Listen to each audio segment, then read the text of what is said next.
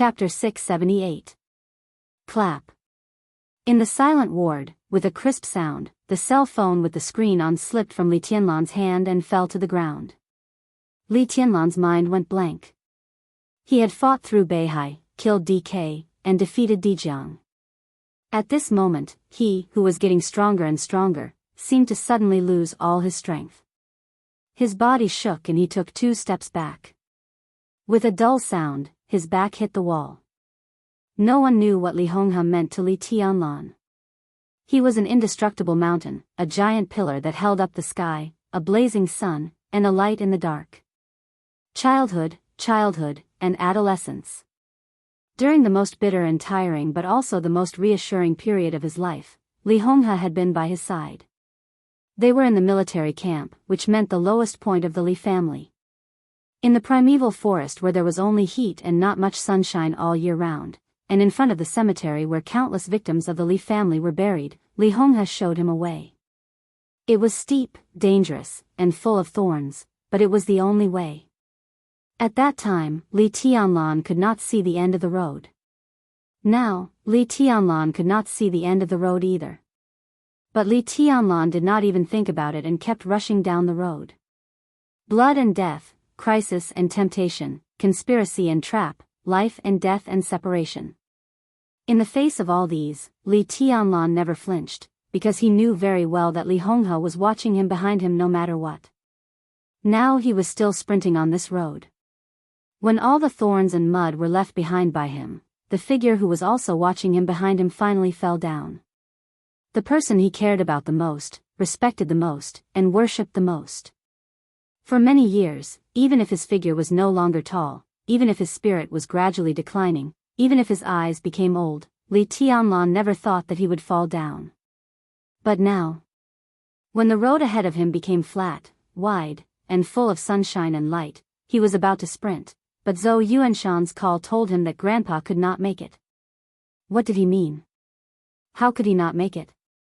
Li Tianlan's mind was in a mess. He shook his head hard and tried to stand firm to pick up the phone. But as soon as he took a step, he fell down again. There was no light in the ward, and the phone screen was still on, shining faintly. The corner of Li Tianlan's mouth moved. Pooh! He spat out a mouthful of blood. He struggled to grab the phone and put it back to his ear. Tianlan? Tianlan?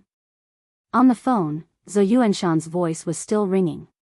Li Tianlan said, his voice was extremely steady, but the hand holding the phone kept shaking, and his eyes were full of confusion. Come back first. Zhou Yuanshan said in a low voice, the old man has been in a coma for several days. His condition is very bad. I want to ask for your opinion. If you have no other requirements, I have already planned to inform the Parliament of Zhongzhou State.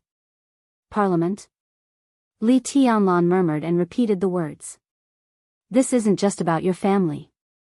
Zhou Yuanshan smiled bitterly and said with mixed feelings, old Li's life and death is a national affair. This was indeed a national affair. After all, Li Honghe was once the patron saint of Zhongzhou State. Even if he had been standing in the darkness that most people could not see, no one dared to deny his achievements. His death might not be on the news broadcast of Zhongzhou State like other giants, and everyone knew about it. But in fact, he would receive no less treatment than anyone else. The news about Li Honghe had been tightly blocked. But seeing that everything had come to the end, it was meaningless to block it. Among the 9 directors of Zhongzhou State Parliament, one was currently visiting Europe, and the other was going to visit Africa in a few days. These things had to stop, and the directors abroad had to return in advance. This was the end of an era. Combined with Li Tianlan's current momentum, the 9 directors of Zhongzhou State had their reasons to be present. Li Tianlan was silent for a long time. He supported Li Guangtu's bed to stand up and said hoarsely, I'm going. Zhou Yuanshan said, I've arranged a special plane at No. 6 Air Force Base. Li Tianlan said yes and hung up the phone. The blankness and emptiness of suddenly hearing the bad news gradually became clear and faint. Li Tianlan's expression was stiff, but his eyes involuntarily turned red. Li Guangtu had been looking at him for a long time. Grandpa is leaving.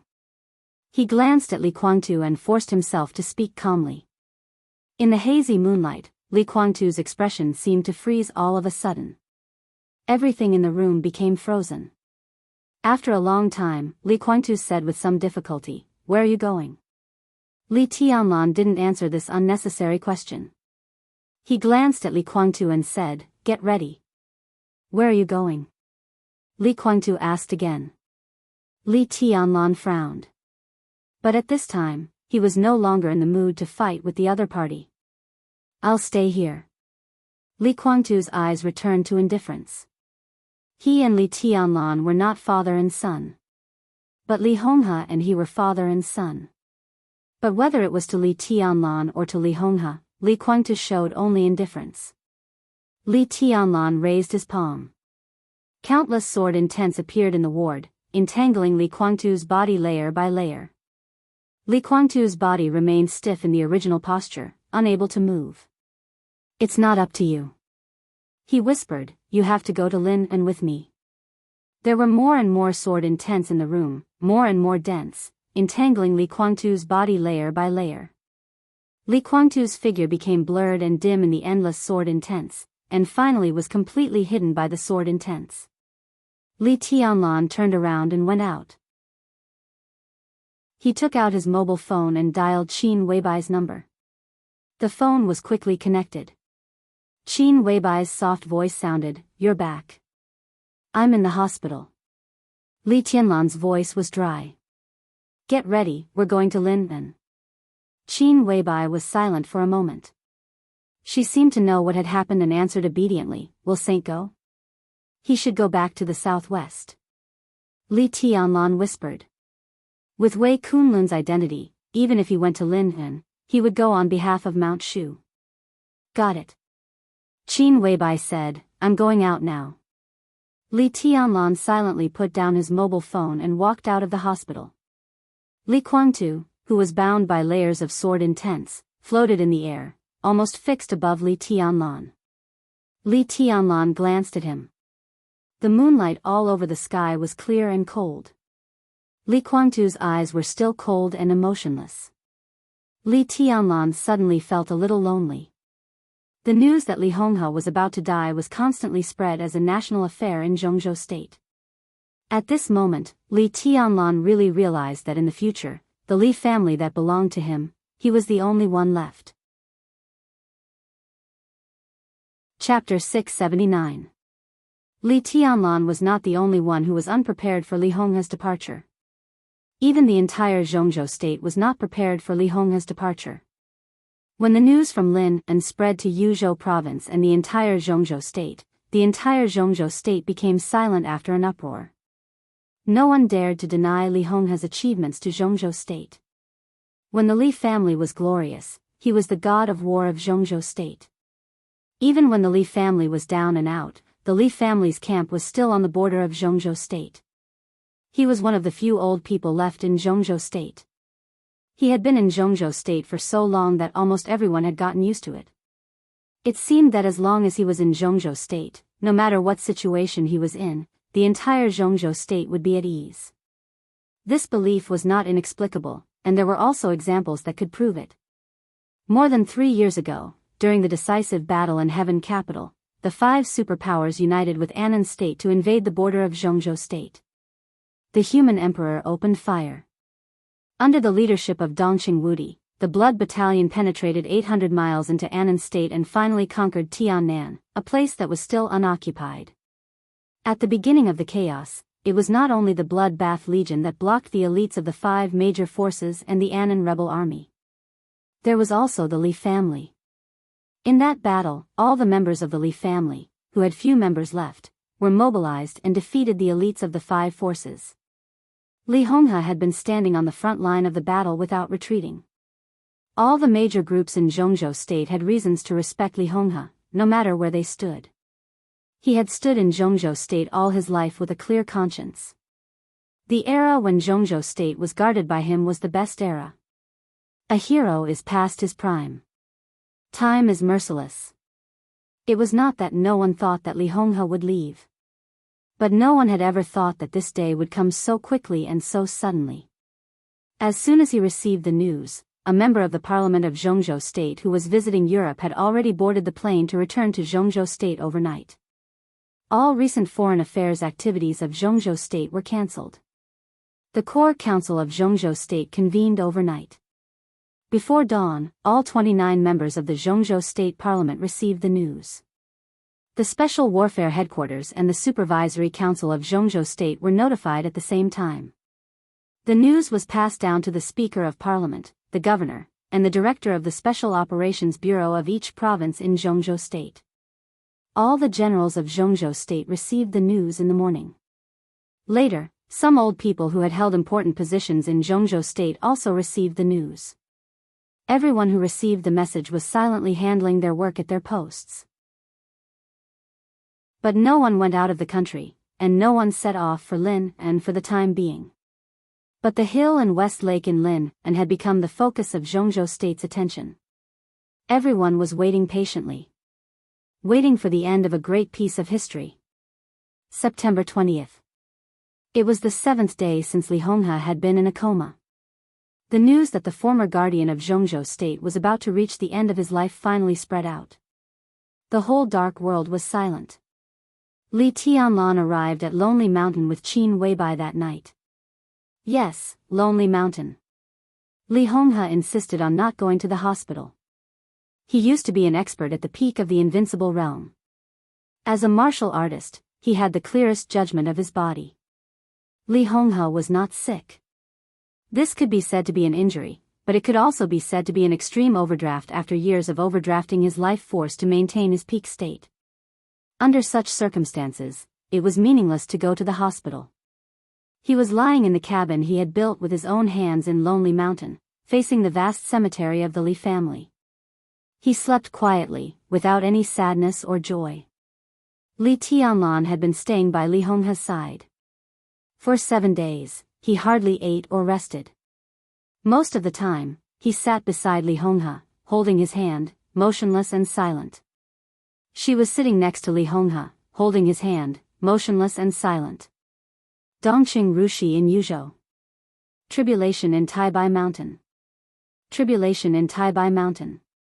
Wang Yuatong in Beihai. Li Honghe in Lin'an. More and more people were getting farther and farther away from him, even leaving forever. His life was already infinitely bright and radiant, but in his most beautiful time, in the process of his triumphant progress, perhaps such parting would happen more and more often, so often that he would feel numb and cold, but at least until now, he could not accept such parting. His heart ached. It hurt like a knife. The master of Samsara Palace, Tribulation, Dongqing Rushi, Wang Yuatong, Li Honghe. Countless people swayed in front of his eyes, fiercely attacking his heart. His will was exhausted, but he still held on. Even he didn't know how long he should hold on. Would you like to eat something? With light footsteps, Qin Weibai stepped over the simple threshold and came to Li Tianlan's side. Her soft voice was a little pleading. I made it myself. It's all your favorite food. Li Tianlan held Li Honghe's palm and put it to his mouth. In just a few days, the skin on Li Honghe's hand had become completely dry and loose. His body had completely collapsed, soft, and he could hardly feel a trace of strength. Li Tianlan looked at him quietly, shook his head, and didn't speak. Your Highness, we need to check Senior Li's condition further. You need to leave for a while. Why don't you eat something with Boss Qin? After all, your health is the first priority. An elegant and gentle voice rang out behind Li Tianlan. The voice was extremely strange. Li Tianlan turned his head blankly. In his sight, it was a young woman in her 20s who came in with Qin Weibai. She had a simple face, wore a clean and neat sterile suit, and had a quiet smile. This was not a woman who would make people feel breathtaking at first glance, but she was a woman who made people feel more comfortable the more they looked at her. Her beauty was so calm and collected, like gentle water, soft and cool, with a kind of elegance and tranquility that seemed to seep into one's bones. Li Tianlan looked at her quietly and asked, Who are you? My name is Nalan Qingyu. The woman smiled and reached out her hand, calm and composed. The Nalan family. The physician king family of Zhongzhou State. On the second day after Li Tianlan arrived in Linhan, the Nalan family had already sent a rather luxurious medical team, led by Nalan Dongfeng, the leader of the Nalan family, the #1 doctor in Zhongzhou State. 8 famous doctors from the Nalan family discussed Li Honghe's physical condition day and night on Lonely Mountain. It was said that their arrival was ordered by Summer Solstice, the hostess of the Wang family of Beihai. After Li Tianlan swept Beihai, Summer Solstice's move was full of sincerity, but Li Tianlan had never talked to them in depth. In the past few days, the Nalan family had used all their methods. Obviously, they were also at a loss for Li Honghe's current condition. But, Nalan Qingyu? Li Tianlan had never heard of this name, but he was sure that this woman was not in the Nalan family's medical team. A newcomer? Li Tianlan was excited for a moment, and his eyes became extremely eager. Do you have a way to save Grandpa? Nalan Qingyu's elegant smile had a hint of sadness. I'm afraid it will be very difficult. She said softly, I agree with my father's conclusion. Old Li's body doesn't have any symptoms. Without any symptoms, there's naturally no way to cure it. Old Li's current condition is that he has overdrawn his life force. For a long period of time, at least 10 years, he has been forcefully protecting his peak state by overdrawing his life force. His body has been severely damaged and his life force has been completely exhausted, so, she did not continue. Li Tianlan's eyes grew brighter and brighter. Vitality, vitality, he muttered to himself and suddenly said, if there's immortality, is it possible? When he said this, his eyes were unusually fierce. He had no immortality. But the Wang family of Beihai did. If he could save Li Honghe, he would do anything. If it's useful, we've used it already. Nalan Qingyu said with a wry smile, in fact, Auntie asked us to come to Lonely Mountain this time. We brought an immortality potion for Old Li to use. This can even be counted as outside of the deal between you and the Wang family of Beihai. It's something that Mount Dibing voluntarily offered. But the current situation, immortality is not omnipotent. At present, the Wang family of Beihai's immortality potion has not broken through the existing technical bottleneck. It can directly increase the human body's life force, but it's just a pure increase. Old Li's life force is almost completely exhausted now. Immortality doesn't work on him at all. Her voice was a little regretful, but she had not said some words yet. If there were a few more years, if Old Li could hold on for a few more years, maybe everything would be different. She thought of her sister, Silver Eyes, who was now a core figure of the Wang family of Beihai. Nalan Shuriying.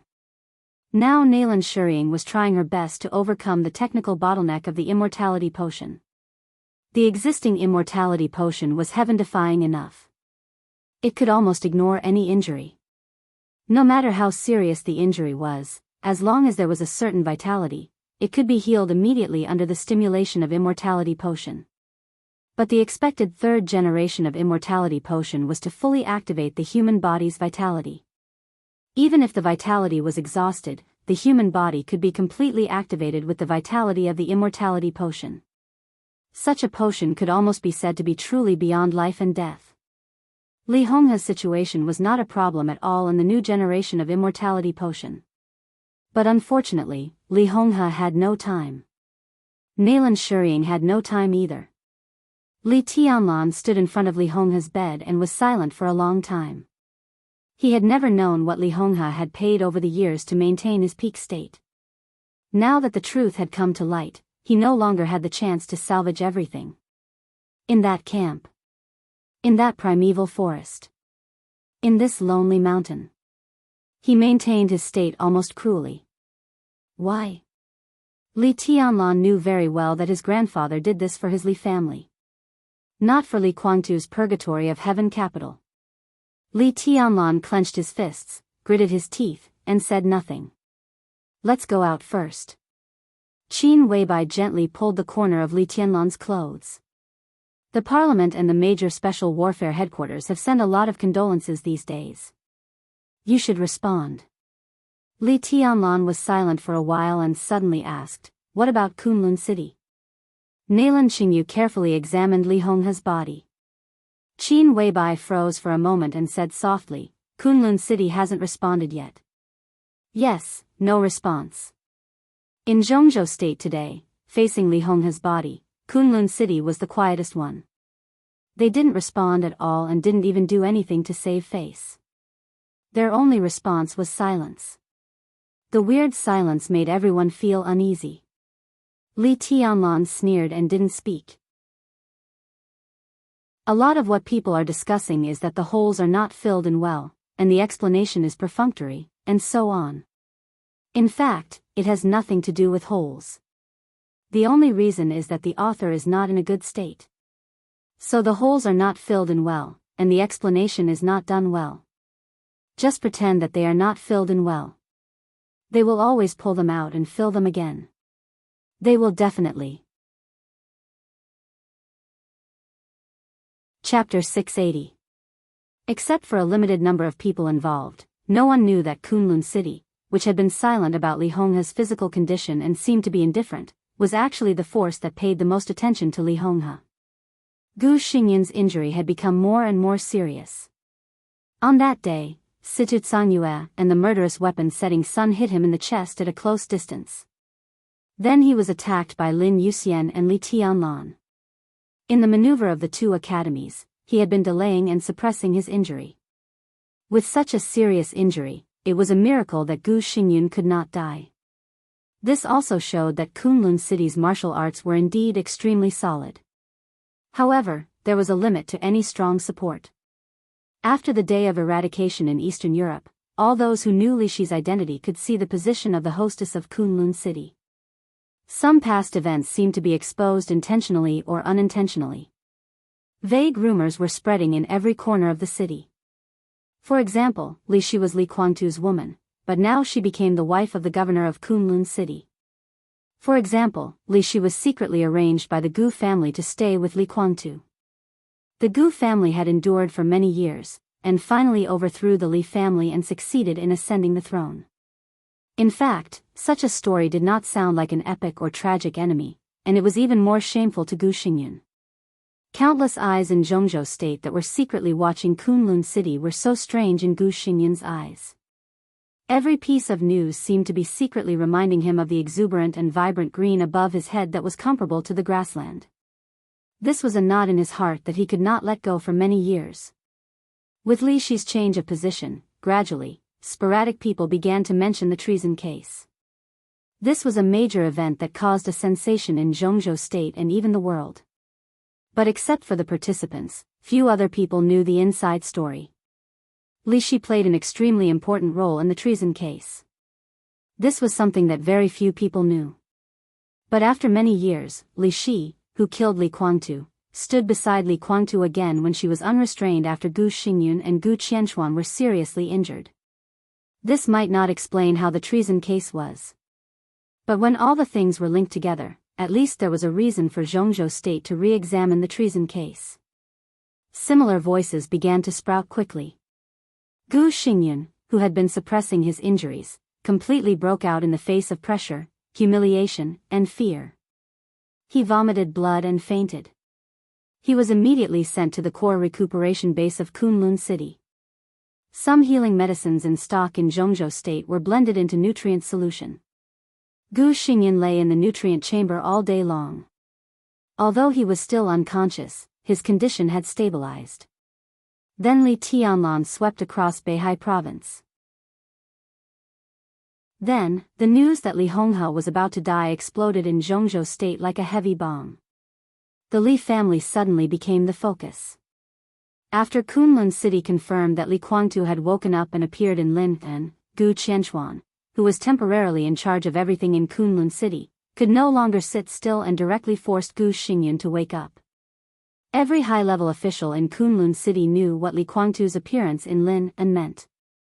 The traitor, who had caused great losses to Zhongzhou State many years ago, was now in Zhongzhou State, but the high-level officials of Zhongzhou State had been silent about it. This subtle attitude was a complete nightmare for Kunlun City. As long as Li Guangtu mentioned the case of treason that year, a casual sentence could cause a huge storm to Kunlun City. It was the 8th day since Li Honghe had been in a coma. It was also the 8th day since Gu Xingyan was forced to wake up.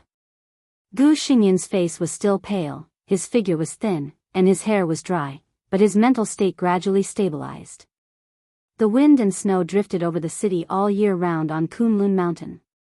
Gu Xingyan sat in an exquisite small yard, silently watching the secret report from Kunlun City from Linpen.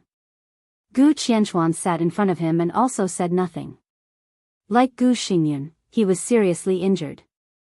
Before the maneuver of the two academies, Li Tianlan directly cut off one of his arms, and then he was seriously injured by Xianyuan Feng's sword intent in Beijiang. Compared with Gu Xingyan, his injury was not fatal, but under the great pressure, his eyes were sunken, and he looked equally haggard. Is there any way? He looked at Gu Xingyan and asked calmly. Nothing happened. What can I do? Gu Xingyan shook his head. Nalan Xingyu arrived in Lin and last night, but Li Honghe still hasn't woken up. With a complicated look in his eyes, he said, Li Honghe really can't hold on this time. Where is Li Guangtu? Gu Qianchuan was mentally unbalanced, and his tone was a little impatient. It was well known that Li Honghe was about to die. These days, although Li Honghe did not go to the hospital, many medical families in Zhongzhou State had sent elites to Lonely Mountain to express their feelings. In addition, the people of the Nalan family were still helpless about Li Honghe's current situation, which was enough to explain the problem. Gu Qianchuan paid attention to Li Guangtu instead of Li Honghe. This man was now the biggest time bomb in Kunlun City. Li Guangtu didn't say anything. Gu Xingyan said lightly. Gu Qianchuan clenched his fists and wanted to lose his temper, but he finally endured it. However, his face was extremely gloomy, and his tone became cold. Of course, he didn't say anything. He is now on Lonely Mountain. Even if he wants to say something, who can he say it to? So far, he hasn't seen any of the higher-ups. His tone was suppressed to the extreme. Finally, he could not bear it anymore. He slammed the table and stood up. Is the Zhongzhou Parliament a bunch of cowards? Useless trash. Li Guangtu was a traitor, and now he was in Zhongzhou State. Why didn't they arrest him? Why didn't you kill him? Gu Xingyan looked at him as if she was looking at an idiot. Capture Li Guangtu and kill him? Even if Li Guangtu really committed treason, Li Honghe was still alive. Zhongzhou State would not kill Li Guangtu at will. Now Li Honghe was about to die, but Li Tianlan was invincible after sweeping Beihai. Compared with Li Honghe's old age, Li Tianlan was only 22 years old. His deterrence was even stronger than Li Honghe's. In the face of this situation, how could Zhongzhou State not worry? Li Tianlan. Li Guangtu, Gu Xingyan looked thoughtful. I hope Li Honghe can die directly. It would be best if he doesn't wake up. Gu Xingyan suddenly said. What do you mean? Gu Qianchuan frowned. Li Tianlan and Li Guangtu are not of the same mind. Gu Xingyan's voice was calm. In the face of external pressure, they may cooperate. But when there is no pressure, their positions must be different. The Li family has been declining for too many years. The purgatory of heaven capital is not the Li family's nirvana rebirth. It is just a force that was developed outside. This force is now somewhat out of touch with the Li family, so some people will support Li Guangtu, and some will support Li Tianlan.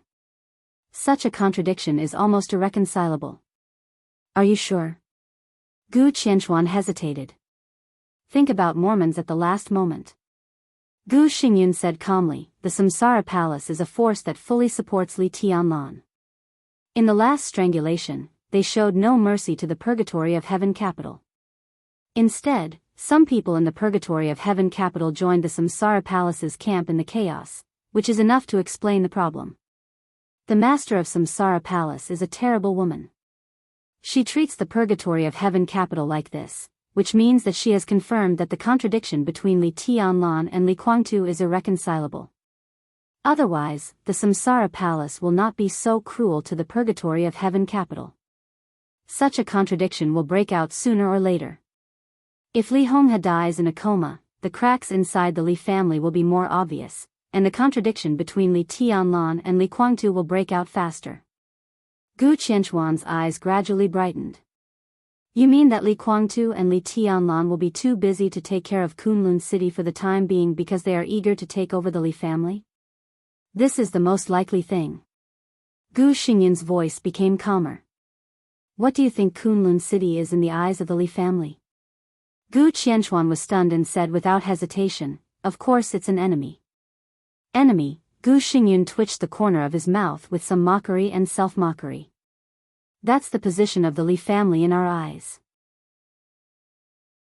As for us, now in the eyes of Li Tianlan and Li Guangtu, we may also be enemies, but more for interests. Li Tianlan is insufferably arrogant and supercilious. With his current strength, give him time, and the whole dark world will be his in the future. Now Kunlun City is not a big threat in his eyes for the time being, so he can let it go for the time being. As for Li Guangtu has always looked down on me and Kunlun City. He won't talk about the treason case for the time being. It's not necessarily good for him to talk about it now. Kunlun City is now the special warfare center of Zhongzhou State, and it can't be brought down by Li Guangtu's words. Besides, there will be no evidence for what he said. We actually have a lot of room for maneuver. But once he says these things, it means that he wants to return to Zhongzhou State, and the purgatory of heaven capital will become very embarrassed in East Island. If I were Li Guangtu, at this time, I would choose to put Kunlun City aside. The best choice is not to mention the past and not to express my position for the time being. He is seriously injured. During the period of time before he recovers, the best way is to do nothing. When he recovers and establishes a connection with the purgatory of heaven capital, whether he really declares Zhongzhou State, violently conquers East Island, or competes with Li Tianlan for the Li family, it will be easier than now. After Li Honghe's death, the Li family has two leaders. In this case, the internal situation is unstable, so they won't rush to deal with Kunlun City. To resist foreign aggression, they must first stabilize the internal situation. When the internal situation is stable, they will deal with Kunlun City. All the interests of Kunlun City will belong to one person, and there will be no variables. Gu Qianchuan was stunned for a while. So in the current situation, we are safe for the time being? He asked. Yes. Gu Xingyun nodded and said, both Li Guangtu and Li Tianlan want to defeat each other and swallow us alone. Now, we are extremely safe. Gu Qianchuan's face turned red. This conclusion was shameful no matter how he heard it. He forced himself to calm down. Thinking of the purgatory of heaven capital and Emperor Dong's palace, he frowned tighter and tighter. Li Guangtu. Is there a chance to win now? Li Guangtu was seriously injured. Inside the purgatory of heaven capital, as some people walked into the Samsara Palace's camp, the internal division would become bigger and bigger. Now they were still in East Island. Even if Li Guangtu did not express his position, Jifeng Sword Raining School and Wuji Palace would not be idle. During this time, they would definitely target the purgatory of heaven capital crazily. At this time, Li Guangtu, who was seriously injured, was held in Li Tianlan's hands. What about Li Tianlan? The 13th-story building was now truly invincible in the world. Li Tianlan swept across Beihai and shone brightly. The remaining forces of the Samsara Palace supported Li Tianlan. The situation in Tiannan gradually became clear. The 5 Eastern European countries continuously sent benefits to Li Tianlan. In Mount Dibing, he could retreat, which also showed that the Wang family of Beihai had promised him something. Inside Zhongzhou State, Li Tianlan had the full support of the giant group, and his own force was also growing rapidly. What was Li Guangtu's chance to win? At present, Li Guangtu is bound to lose. Gu Xingyun said. Gu Qianchuan stared into Gu Xingyun's eyes. Gu Xingyun did not avoid anything and continued, so I'm going to help him. Shall we join forces with the Wang family of Beihai again? Gu Qianchuan asked. No need. Gu Xingyan shook his head. It's useless. The Wang family of Beihai is not what it used to be. It's impossible for them to join forces with us. How are you going to help him? Gu Qianchuan asked. The more he thought about it, the more he felt that something was wrong. Gu Xingyan's current thinking was too clear, which was absolutely rational. This showed that he had already seen the current situation of the outside world. But since he was awakened from a coma, he did not mention his next hibernation at all. If he was not worried about the currently family, why didn't he seize the time to heal? Such a Gu Xingyan clearly gave Gu Qianchuan a feeling that he seemed to be waiting for something. What do you think? Gu Qianchuan asked very seriously. The phone suddenly rang. Gu Xingyan's eyes suddenly condensed. At the same time, Tiannan. In a small city guarded by the rebels of Annan State, an old-fashioned train, which was not common in Zhongzhou State, slowly entered the station with the roar of the whistle. The station, which barely maintained the old order, was crowded with people. Getting on and off the train was a scene that happened at the station every day, every month, every day. The turbulent flow of people gathered and dispersed. Different people left the station and set off in different directions. A black man dressed casually walked out of the crowd, but he did not go far from the station. He walked through the somewhat dilapidated station, turned around, and finally stopped in front of a shabby van. Two men who were playing poker in front of the van stood up and stared at the black man with vigilance. The black man's expression was relaxed. He suddenly smiled, revealing a row of white teeth. He pulled the collar of his wide casual t-shirt, revealing a black shield logo, and said in Annan language, "I'm Black Wolf. 3 hours later, my soldiers will gather at the appointed place."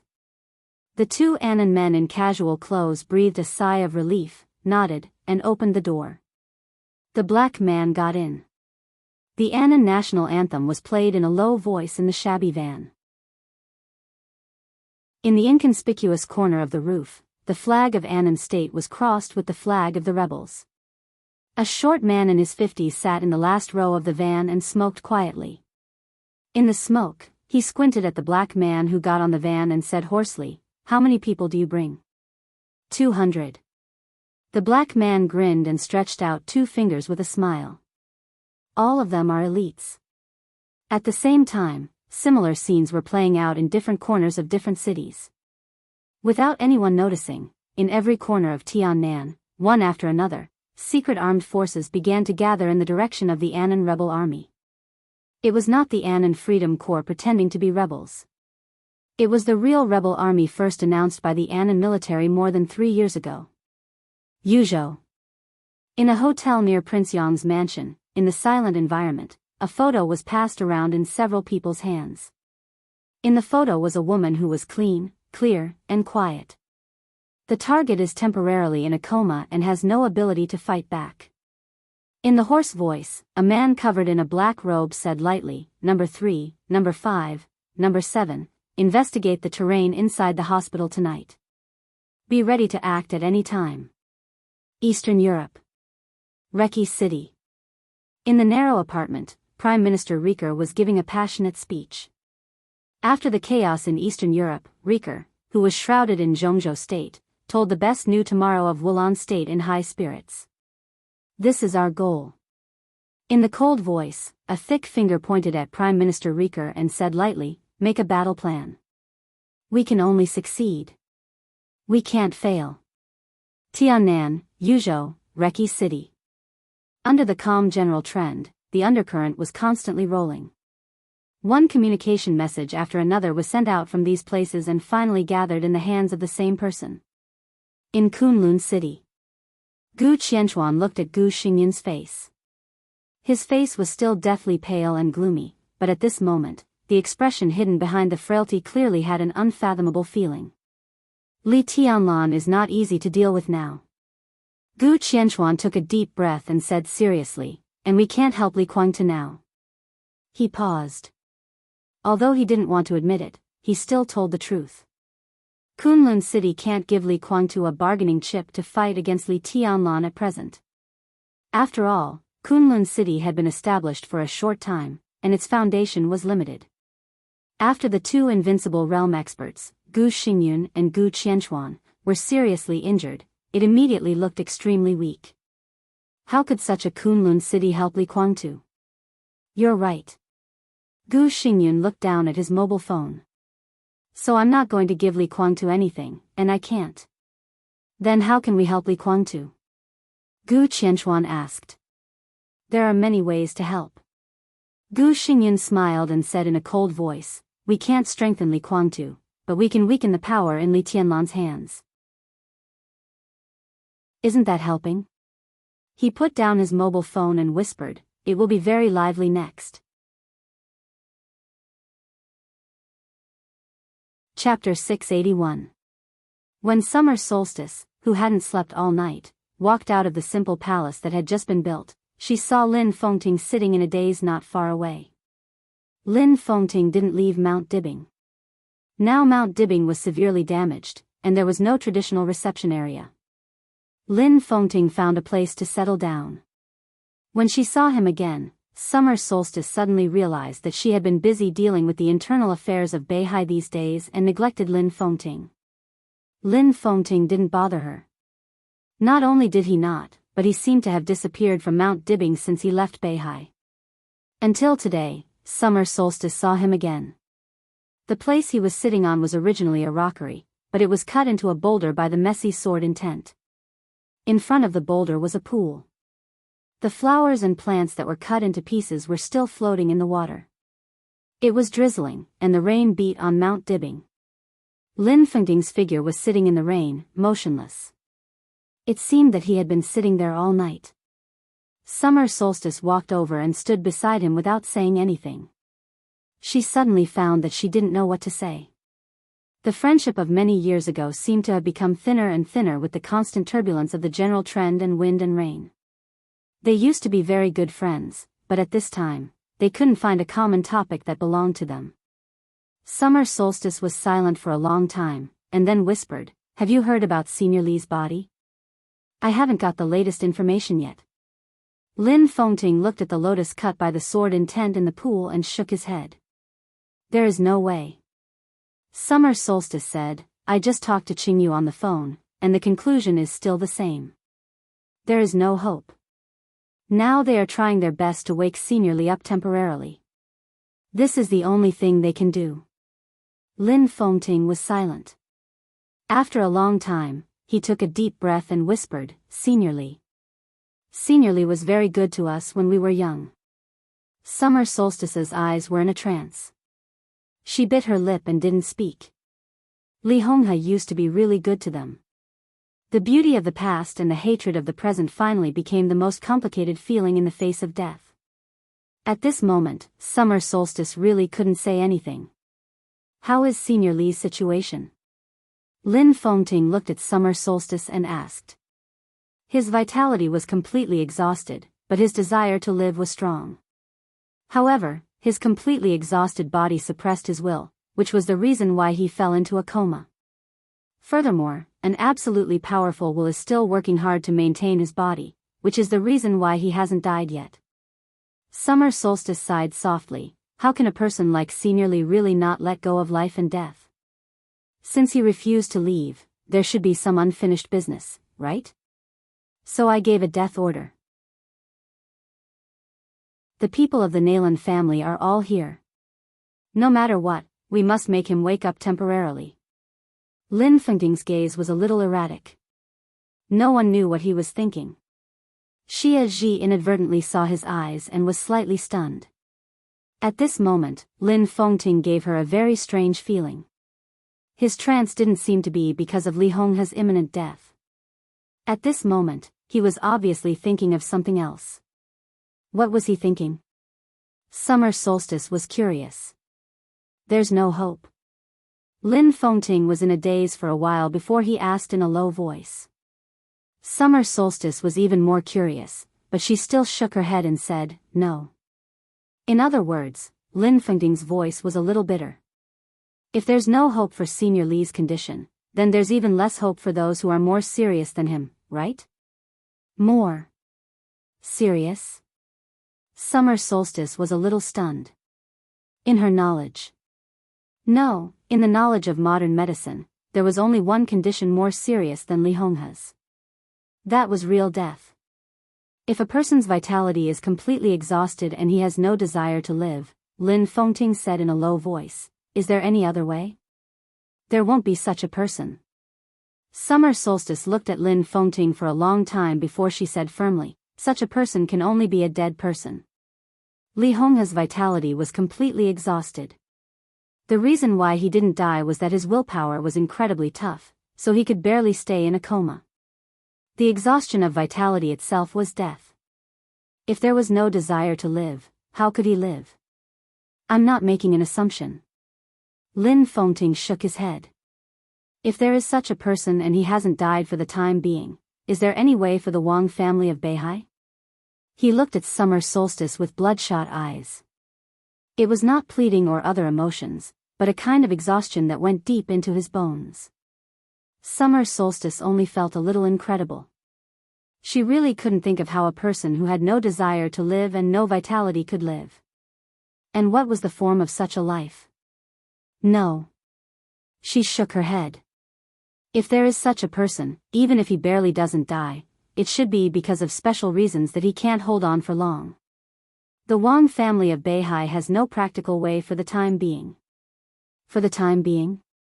Lin Fengting's eyes suddenly lit up. For the time being. Summer Solstice nodded. Lin Fengting's breathing was a little rapid.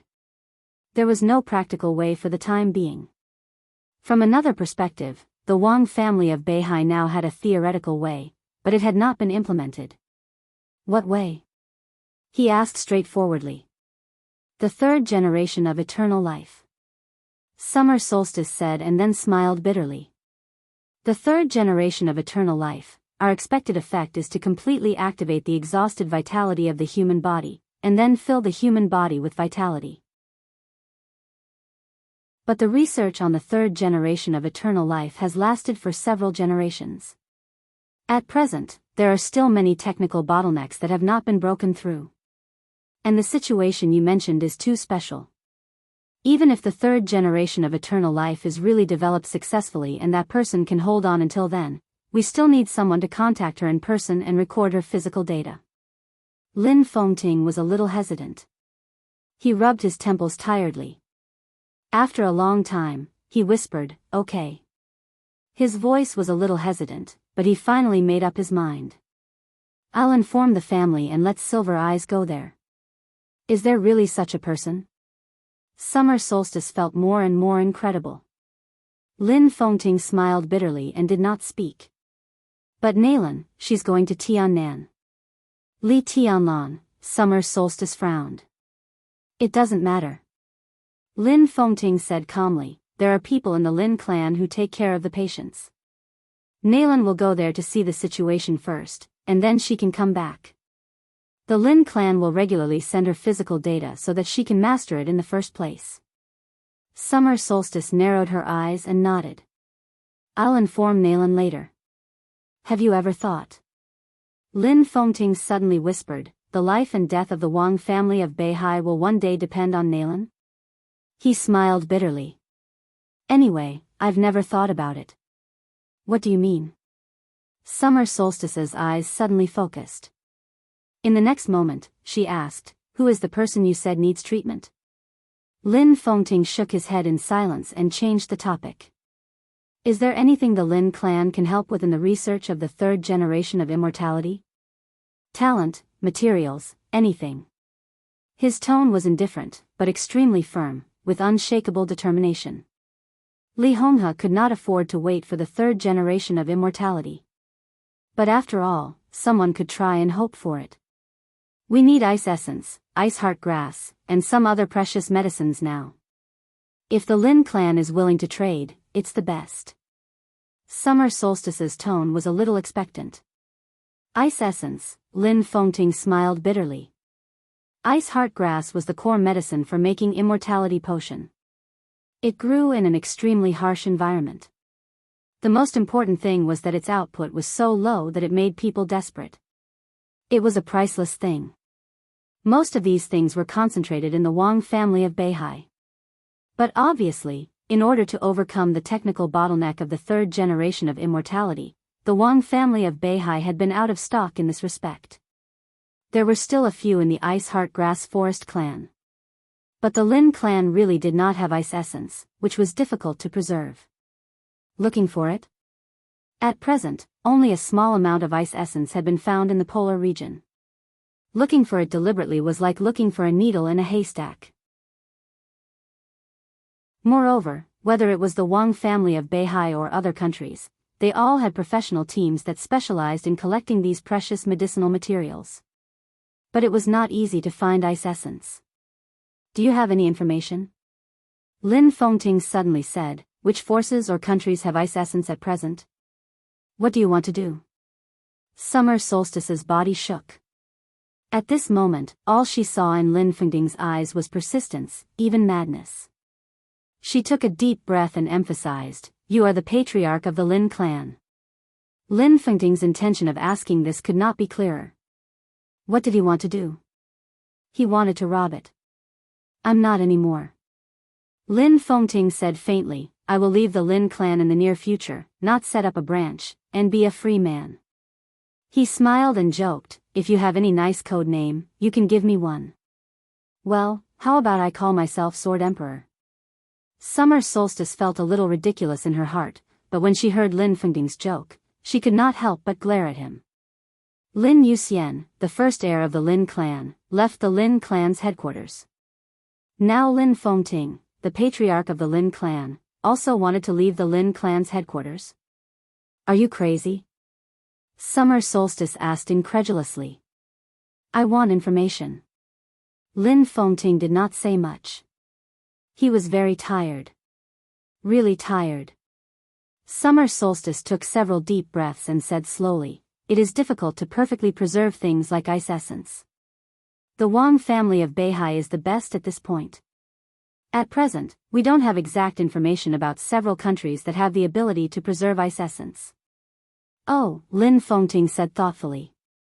After an unknown period of time, he suddenly asked, what code name do you think is suitable for me? Sword Emperor? Sword Saint?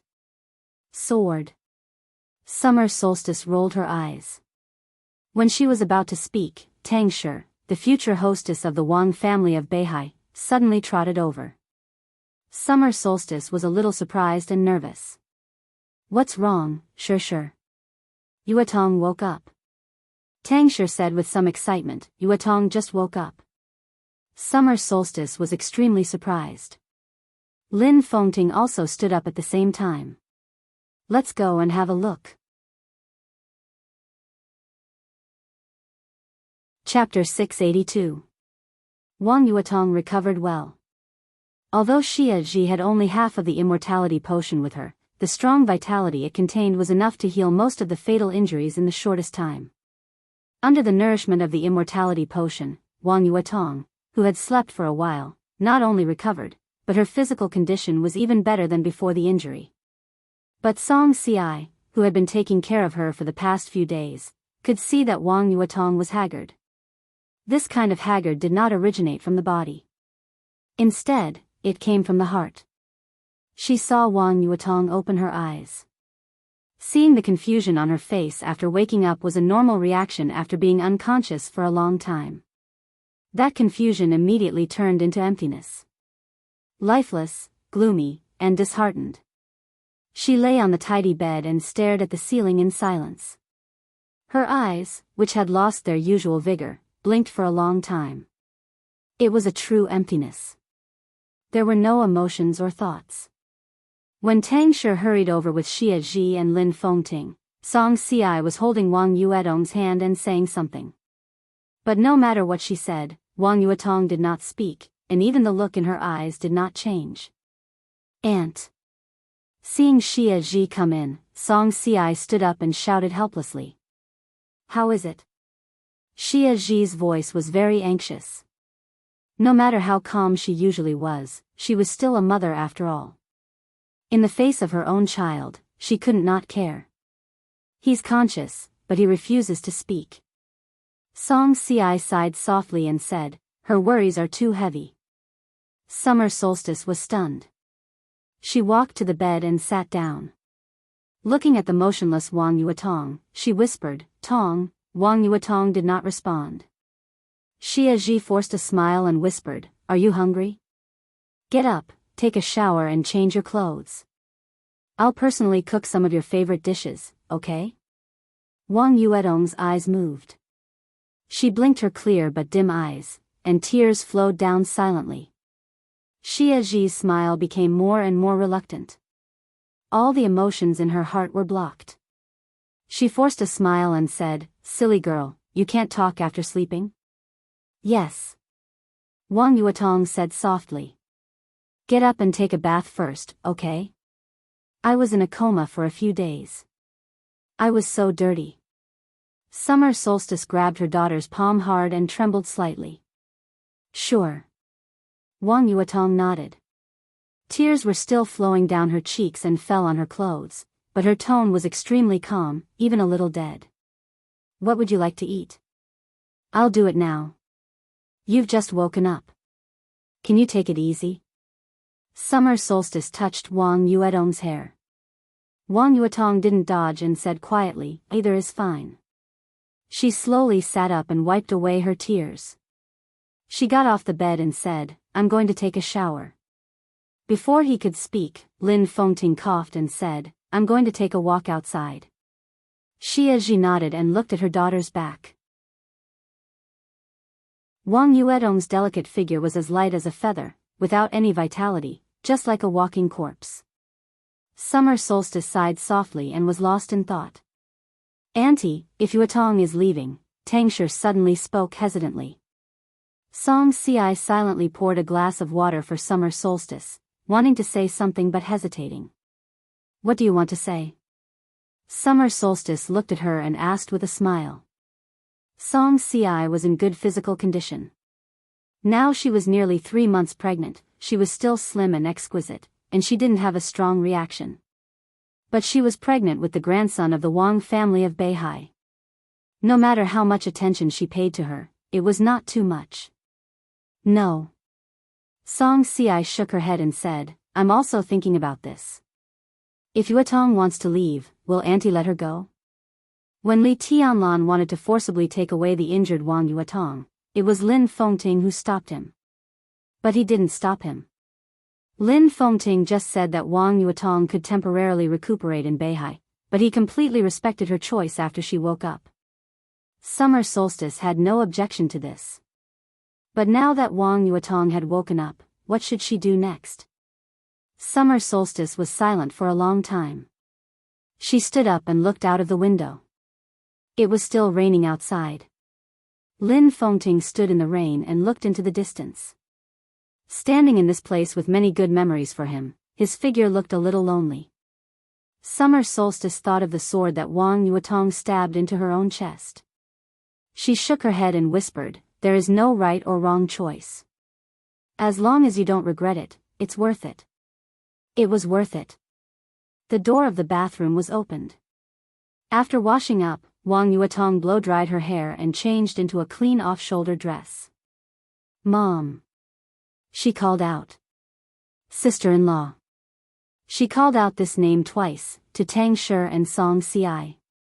During the time of taking a bath, her mood seemed to have completely calmed down and was no longer in the state of a walking corpse, but she still looked a little depressed. "Ah." Summer Solstice, who was in deep thought, looked at the time and said, "I forgot to cook. I'll go now." "No need." Wang Yuetong shook her head, looked at the autumn rain outside the window, and whispered, "I want to go out for a walk." She combed her short hair and walked to the door. "Put on your clothes. Don't catch a cold." Tangsher trotted over, took off her little coat and put it on Wang Yuetong. "I'll go with you. I'll take a walk with her." Summer Solstice said, "You and Song Si also have a rest. You've worked hard these days." Tangsher was stunned and nodded. Wang Yuetong let Tangsher put on her coat. She didn't say anything and just walked out quietly. Lin Fengting turned to look at Wang Yuetong and waved his hand with a smile. Wang Yuetong called him uncle and then walked past him. Lin Fengting was a little confused. He looked at Summer Solstice, who was walking behind him, and followed her silently. The storm that swept Beihai had passed. The autumn rain was hazy, beating on the ruins of Mount Dibbing bit by bit. Mount Dibbing had few hands now, so the reconstruction progress was relatively slow. When the internal security troops came back after the maneuver, it wouldn't take long to restore the past scene. Wang Yuetong walked silently, without any communication with Summer Solstice and Lin Fengting behind her. Along the broken steps, she walked up to the stage of Formidable Person and saw the silver moon inserted on the stone of Formidable Person. Under the gloomy sky, the slender body of the silver moon sword seemed to still emit a hazy silver light. The heartbreaking sword, like a drop of water, gently trembled on Wang Yuetong's chest, as if responding to the sword intent of the silver moon. Wang Yuetong didn't care about that. She looked at the names carved on the stone of Formidable Person for a long time. Below the stage of Formidable Person were the palaces of the Wang family of Beihai that had stood for hundreds of years, but now became ruins. Most of the ruins had been moved away, but a small number of them were still there. The continuous palaces in the past were gone. A large open space appeared on Mount Dibbing, cold and desolate. Wang Yuetong walked along the ruins step by step. Her footprints covered the top of the mountain, but she was always silent. Below the top of the mountain, there were still countless flowers and plants on Mount Dibbing. In the hazy autumn rain, the fragrance of flowers lingered, and it was still a magnificent scene. Wang Yuetong walked down the path and passed many enemies. She went to the sea of flowers that she liked to go to when she was a child, the pavilion where she used to play hide-and-seek with Wang Xingxiao and Tang Shi, and the small lake where she used to be in a daze. The autumn rain fell incessantly. She walked on Mount Dibbing for a long time, and her footprints almost covered the entire mountain. The top of the mountain, the mountainside, and the foot. She had been calm, but now she was silent and solemn. She stared at every corner of Mount Dibbing and never spoke. Summer Solstice didn't speak either. She watched her daughter walk all the way down the mountain and seemed to know her daughter's decision, but she never said anything. What is Tianlan doing now? Along the smooth mountain road, when they were about to reach the foot of the mountain, Wang Yuetong suddenly asked softly. Summer Solstice cheered up and said softly, Senior Li's health is failing. It's hard for him to get through this. Li Tianlan is now accompanying him in Lin'an. Calculating the time, it's probably in these 2 days. Wang Yuetong's body stiffened for a moment, and she didn't speak. Summer Solstice took 2 steps forward and said softly, Do you want to go to Lin'an? If Wang Yuetong wanted to go to Lin'an, she would not object. At this time, the Wang family of Beihai would go to an important person who was inextricably linked to Li Tianlan. Wang Yuetong would show her goodwill and also represent the Wang family of Beihai to express sincerity. Wang Yuetong was the most suitable candidate. Even if Wang Yuetong stayed with Li Tianlan in the future and never came back, Summer Solstice did not intend to interfere. Wang Yuetong's sword almost left her life on Mount Dibbing. It was not the half of immortality potion that saved her, but Li Tianlan. If this was Wang Yuetong's final choice, Summer Solstice did not intend to stop her. This was her daughter's own choice. As long as it was worth it. Lin'an? Wang Yuetong was silent for a moment and asked, Why should I go to Lin'an? Summer Solstice was a little stunned. She seemed to have not expected Wang Yuetong's question at all. She was stunned for a moment and then said softly, Li Tianlan, Li Tianlan. Wang Yuetong laughed. Her voice was pure and without any emotion. He is an enemy of the Wang family of Beihai. He killed so many people on Mount Dibbing. Now his relatives are dying. Isn't it a good thing for Beihai? Why should I go? Lin Fengting frowned and took a deep look at Wang Yuetong. He suddenly said, You mean, I have nothing to do with him? Wang Yuetong said quietly. At this moment, she was calmer than ever. The decision she made was also firmer than ever. It didn't matter. He killed so many people on Mount Dibbing. She stabbed him with the sword. In the wind and rain that night, when her long sword stabbed her chest resolutely, everything before had passed. She had already died once that night. What she owed Li Tianlan, she had paid it all. She couldn't pay it off. Wang Yuetong's eyes were a little dazed. She suddenly thought of what he said when they met and left for the first time. Then I'll owe you, Wang Yuetong smiled. She didn't need Li Tianlan to be responsible for her future life. She didn't need to be responsible for Li Tianlan anymore. Heavenly sons, mediocre people, success or failure. It had nothing to do with her. Lin Fengting frowned tightly. In the face of this unexpected answer, he suddenly did not know what to say. Summer Solstice showed a smile. She smiled with relief. Tong, welcome home. Her voice was soft and fresh. Wang Yuetong did not respond to her. Standing at the foot of Mount Dibbing, she turned her head and stared deeply at the place where she grew up. After a long time, she whispered, I'll remember this place. Summer Solstice blinked blankly. But this place has nothing to do with me. Lin Fengting's face changed. Summer Solstice's expression suddenly stiffened. Wang Yuetong shook her head and took 2 steps back, still looking at Mount Dibbing. Her eyes were no longer calm. As her eyes flashed, it was full of that night's saber light, sword shadow, and storm. The collapsed ruins, the splashing blood, the scattered corpses, and the dazzling sword light. It was Li Tianlan. It was also the Wang family of Beihai. She didn't know how to face the family that had raised her since she was a child. Just like she didn't know how to face Li Tianlan now. If she couldn't face him, then she would leave.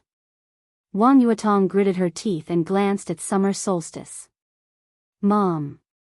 She whispered, I'm leaving. She paused and continued, I won't come back. Where are you going? Summer Solstice's face changed dramatically. Wang Yuetong did not answer. She smiled and waved her hand. Then she slowly turned around in the bleak drizzle and left Mount Dibbing in the drizzle. She was faint, but she had no reluctance to leave. At this moment, she was not Li Tianlan's woman. Nor was she the little princess of the Wang family of Beihai. She was just Wang Yuetong. Just herself.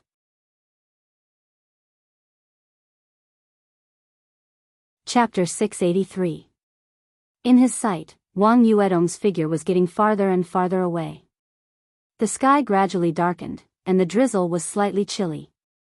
Her calm yet incomparably strong figure became further and further away, more and more indistinct.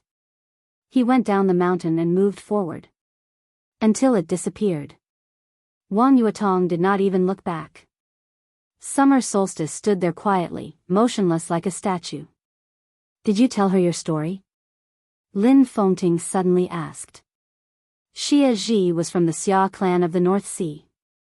Her family used to be an important branch of the Xia clan, but it had long been destroyed. The destruction of the Xia family was directly related to the old patriarch of the Wang family of Beihai. But in the end, Summer Solstice still married Wang Tianzong willingly, regardless of everything. This was a story that many people knew. However, very few people knew the reason behind it, not even Lin Fengting. But from Summer Solstice's standpoint, it was not too much to say that the Wang family of Beihai was Summer Solstice's enemy. Just like Li Tianlan and the Wang family of Beihai now. If Wang Yuetong had known the story of Summer Solstice, she might have made a different choice. Maybe she would leave the Wang family of Beihai. But even if she returned to Li Tianlan, it would be better than leaving alone aimlessly. Summer Solstice did not answer Lin Fengting's question. In his sight, Wang Yuetong's figure was getting farther and farther away and finally disappeared completely. Summer Solstice's eyes turned red and she took out her mobile phone. She watched as her daughter walked further and further away, wanting to forcefully pull her back countless times. She could not be Li Tianlan's daughter. As long as she came back, she would still be the little princess of the Wang family of Beihai. Either way was fine. However, the sword light from that night kept flashing in her mind. The sword light pierced Li Tianlan's chest. It pierced Wang Yuedong's chest. Conflict, despair, helplessness, heart-wrenching. All the emotions seemed to be contained in the sword light. Therefore, Xia Ji did not stop her until she was far away. Because Wang Yuetong left peacefully. There was no reluctance or concern, nor was there any conflict or reluctance. That was true peace. She had completely let go of everything and only had her own freedom. Maybe this is for the best. Summer Solstice said softly, as if she was talking to herself or telling Lin Fengting. She picked up her phone and began to dial, but her eyes were still looking in the direction where Wang Yuetong had disappeared. In that calmness, she could see Wang Yuedong's calmness. She had truly let go of Li Tianlan and the Wang family of Beihai. If this was the ending she chose and believed in, Xia Ji could only choose to bless her. Because choices had nothing to do with right or wrong. The call connected. After a moment of silence, Summer Solstice said softly, "Arrange a car to take Yuetong to the airport." The person on the other end of the phone respectfully agreed. "Arrange it for me while you're at it." Lin Fengting said, "I'm going to Linden." It was meaningless for him to stay in the Wang family of Beihai now. If Li Hong had died in the near future, Lin Fengting also wanted to see him for the last time. Xia Ji glanced at him and nodded expressionlessly. "Tomorrow." "What? Are you afraid that I will catch up with Yuetong and control her whereabouts in the future?" Lin Fengting saw through Xia Ji's thoughts at a glance. He touched his nose and smiled bitterly. "You can't deny the possibility, can you?" Summer Solstice asked back. Before Lin Fengting could answer, she had already turned around and walked to the top of the mountain. She said calmly, "That's the best. Beihai won't look for her in the future, and I don't want Li Tianlan to find her either." Her future. Summer Solstice paused and whispered, "Will she be very happy?" Lin Fengting did not answer.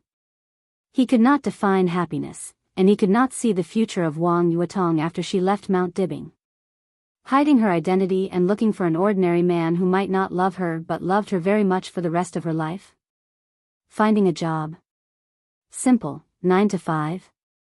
Or, Lin Fengting thought of many possibilities, but finally shook his head. He was not sure whether Wang Yuetong would be happy in the future, but he agreed with Summer Solstice's point of view. Such a result might be the best for her. The Wang family of Beihai would eventually stabilize its position. And Emperor Dong's palace would continue to expand. The seeds of hatred had been planted. A weak woman was sandwiched between two superpowers. She could not bear the weight at all. The huge pressure would completely tear her apart, body and soul. It was best to leave. It was best to let it go. A black car with a broken roof went down the mountain road, past Summer Solstice and Lin Fengting, and finally caught up with Wang Yuetong, who was walking alone in silence. "Little princess." The car stopped beside Wang Yuetong. The driver got off immediately and said respectfully, "Madam asked me to take you to the airport." Wang Yuetong was stunned. The wind and rain with the feeling of autumn fell endlessly. She subconsciously tightened the small coat that belonged to Tang Shi, nodded silently, and sat in the car. The car started slowly and kept moving forward. Wang Yuetong opened the window and looked at the grass and trees outside the window. Haohao Palace, Xingzhou City, Mount Dibbing, Beihai Province. Firmament and the sea. She remembered it in her heart. What she needed to remember was the past. It was all over. Wang Yuetong closed the window and her eyes. At the moment when the window was closed, a black Mercedes-Benz passed by Wang Yuedong's car, ran in the opposite direction, and finally went away. From that day on, the little princess of the Wang family of Beihai, who had been surrounded by countless halos, completely disappeared from the vision of the dark world. The car slowly went east. The black Mercedes-Benz went west. The west was the direction of Mount Dibbing. In the back seat of the Mercedes-Benz, Wang Xingxiao, who had just returned from Eastern Europe, opened his eyes. It was Firmament who drove him. The elites of the Wang family of Beihai, who had been brought to Eastern Europe by him, and the elites who had been secretly loyal to him, were all left in Eastern Europe by Wang Xiaoyao. Wang Xingxiao had fought for it. But Wang Xiaoyao's attitude was unprecedentedly tough. He let Wang Xingxiao leave Eastern Europe. But he only allowed Wang Xingxiao to take Firmament away. Wang Xingxiao glanced at Firmament and rubbed his forehead. The reason why he let him take Firmament away was not because second uncle didn't want to keep him, but because he felt that he couldn't control Firmament, right? Wang Xingxiao laughed at himself. So, Firmament was worthy of his trust? Young master, do we need to inform madam? Firmament glanced at Wang Xingxiao in the rearview mirror and asked. No need. Wang Xingxiao shook his head. It's just going home. There's no need to hold a welcome ceremony. The house is messy enough. He returned to Mount Dibbing without informing anyone. Wang Xiaoyao had almost completely fallen out with summer solstice, so naturally, he would not inform Mount Dibbing. Firmament nodded. Knowing that Wang Xingxiao was in a bad mood, he did not speak. After going back, you'll have to work hard. I don't have many people around me now, so I'll leave this matter to you. Wang Xingxiao let out a long breath, as if he wanted to spit out the long-accumulated grievances at one time. Try to arrange some better rooms in Beihai Prison. You can tell the prison. Beihai Prison? Firmament's expression changed and became a little unnatural. Beihai Prison was an enemy that was enough to make many big shots in the dark world pale. The desert prison in Zhongzhou State was known as the most heavily guarded prison in the world, but that was not including Beihai. Few people knew the existence of Beihai Prison. Strictly speaking, Beihai Prison was the most heavily guarded, expensive, and desperate prison in the world. No matter how cruel the desert prison was, it was still on the surface. And Beihai Prison was built in the deep sea. Except for a few people, no one knew the specific coordinates of Beihai Prison. Even if they knew, there was nothing they could do. The prison was built in the deep sea with a depth of nearly 500 meters, and it never saw the sun all year round. For the prisoners on the opposite side, even if they were at the peak of the invincible realm, they could only wait for death if they were locked up in it. The idea of breaking out of the prison did not exist at all. The North Sea prison was very small, and there were very few prisoners that could be locked up. The entire prison was made of a special metal that was a fusion of a variety of alloys. Even with their incredibly sturdy alloys, they still had to deal with the immense pressure of being several hundred meters deep in the ocean, as well as the constant patrols and firepower from the North Sea Legion's navy. This was the most despairing cage they could possibly be trapped in. Firmament wanted to say something but stopped on second thought. He really wanted to ask Wang Xingxiao who he wanted to put in Beihai Prison. Wang Xingxiao's tone was extremely calm. Wang Xingxiao's voice was extremely calm. Wang Xingxiao's tone was extremely calm. Brother Jiang? Beihai Prison? Firmament's hand that was driving suddenly trembled, and he did not dare to speak. Wang Xingxiao also fell silent. After a long time, he suddenly smiled and said, "Before Li Tianlan went up the mountain, Brother Jiang called me." Firmament gave a vague hum, and his voice was a little complicated. He transferred most of his forces and chose to face Li Tianlan alone. It seemed that he wanted to humiliate the Wang family of Beihai, but in fact, he wanted to preserve the strength of the Wang family of Beihai and humiliate himself. Wang Xingxiao whispered, "At that time, I was naive enough to think that everything could be turned around, but now," he smiled bitterly and said, "Maybe at that time, Brother Jiang had already thought about his ending?" The 7 major sword-holding families suffered heavy losses. The Wang family of Beihai suffered heavy losses. The front steps of the stage of Formidable Person were broken. The Silver Moon sword was still stuck in the stone of Formidable Person. The actual loss and the mental humiliation. During the days when Li Tianlan left Beihai, all the dissatisfaction of Beihai fell on Dijiang. Within the Wang family of Beihai, the sword-holding families, the wealthy families, and even the ordinary people all cursed. Dijiang's reputation in the Wang family of Beihai instantly fell to the bottom. Especially what Li Tianlan said to him after defeating Dijiang. No one heard those words. But everyone saw that scene. What was the result? Di Jiang was still saying that Li Tianlan didn't say anything at that time. The superpowers of Beihai had been suspicious of Di Jiang to the peak. Di Jiang seemed to have expected such an ending. It was his own request to go to Beihai prison. It was also Di Jiang's request to let Wang Xingxiao come back now. It was the perfect time. Regarding the problem of Di Jiang, when summer solstice was still procrastinating, Wang Xingxiao put him in the most desperate Beihai prison. While quelling the curses, he could also win the full support of these people. Di Jiang was the stumbling block for Wang Xingxiao to control the Wang family of Beihai. When the Wang family of Beihai needed Wang Xingxiao, this stumbling block rolled aside in the most straightforward way with countless humiliation and obstacles to Wang Xingxiao's ascension. Wang Xingxiao's eyes were complicated. He muttered to himself, "It's all my incompetence, young master." Firmament hesitated and called him. "Don't comfort me." Wang Xingxiao smiled. It was a forced smile, but it looked more and more natural at this time. "What I don't need now is comfort." He looked out of the window and murmured, "If I wasn't incompetent. If I had the strength like Li Tianlan, I might have been able to help my father in Eastern Europe. Second uncle wouldn't have been so fierce. Brother Jiang wouldn't have been sent to Beihai prison by myself. If I had the strength like Li Tianlan, all of this might not have happened." Firmament clenched his teeth tightly and remained silent. Wang Xingxiao looked at the rain outside the window and took several deep breaths. Then he whispered, "It will get better." Firmament nodded his head vigorously. The phone suddenly rang. Wang Xingxiao took out his mobile phone and looked at the number. He picked it up with a smile and said hello. "Xingxiao." On the phone, Song Si's voice sounded. "Yuetong left Mount Dibbing not long ago. She said she wouldn't come back, but she wouldn't go to Li Tianlan either."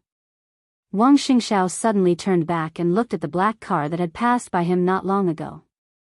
The car had gone far away. There was only wind and rain in his sight. Wang Xingxiao's eyes were complicated. He was silent for a long time before he whispered, "Do you want to go?" Song Si was a little confused. Wang Xingxiao smiled and said softly, "I'll send you away. With our child."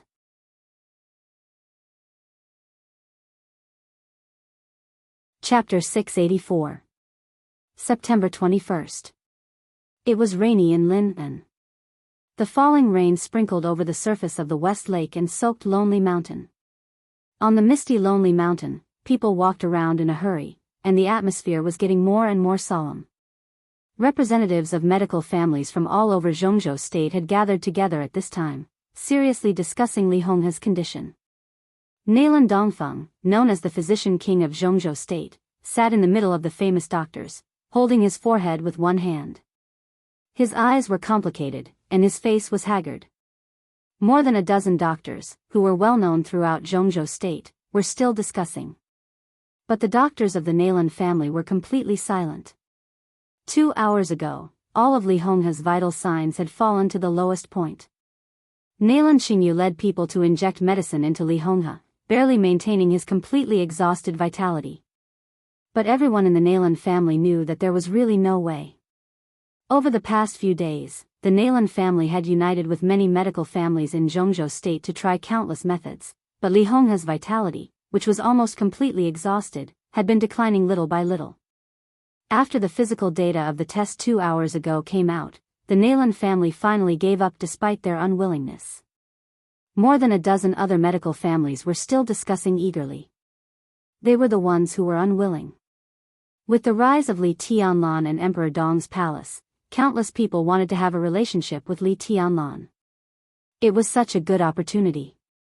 If they could save Li Honghe, not to mention the promotion of their reputation, Li Tianlan's casual words could bring them endless benefits. So these medical families were working hard to find a way. The voices of discussion kept going. But as time went by, fewer and fewer people were still speaking. These famous doctors in Zhongzhou State were the most silent. Nailan Dongfeng raised his head and glanced at his peers around him. He sighed and said softly, "Everyone, I can't do anything about Senior Li's illness. If you still have a way, don't be stingy at this time." No one spoke. Everyone's face was extremely gloomy. Nalan Dongfeng waited for a while, nodded, and said softly, "Since everyone has reached a consensus," he stood up and said, "I'll inform His Highness Li Tianlan." Still no one spoke. If there was really a way to cure Li Honghe, everyone wanted to announce the news in front of Li Tianlan in person. But now they were announcing Li Honghe's ending. Only a fool would do such a thing. Nalan Dongfeng stood up and walked out of the hut. He originally wanted to find Li Honghe, but when he glanced around, he inadvertently saw a wheelchair not far away.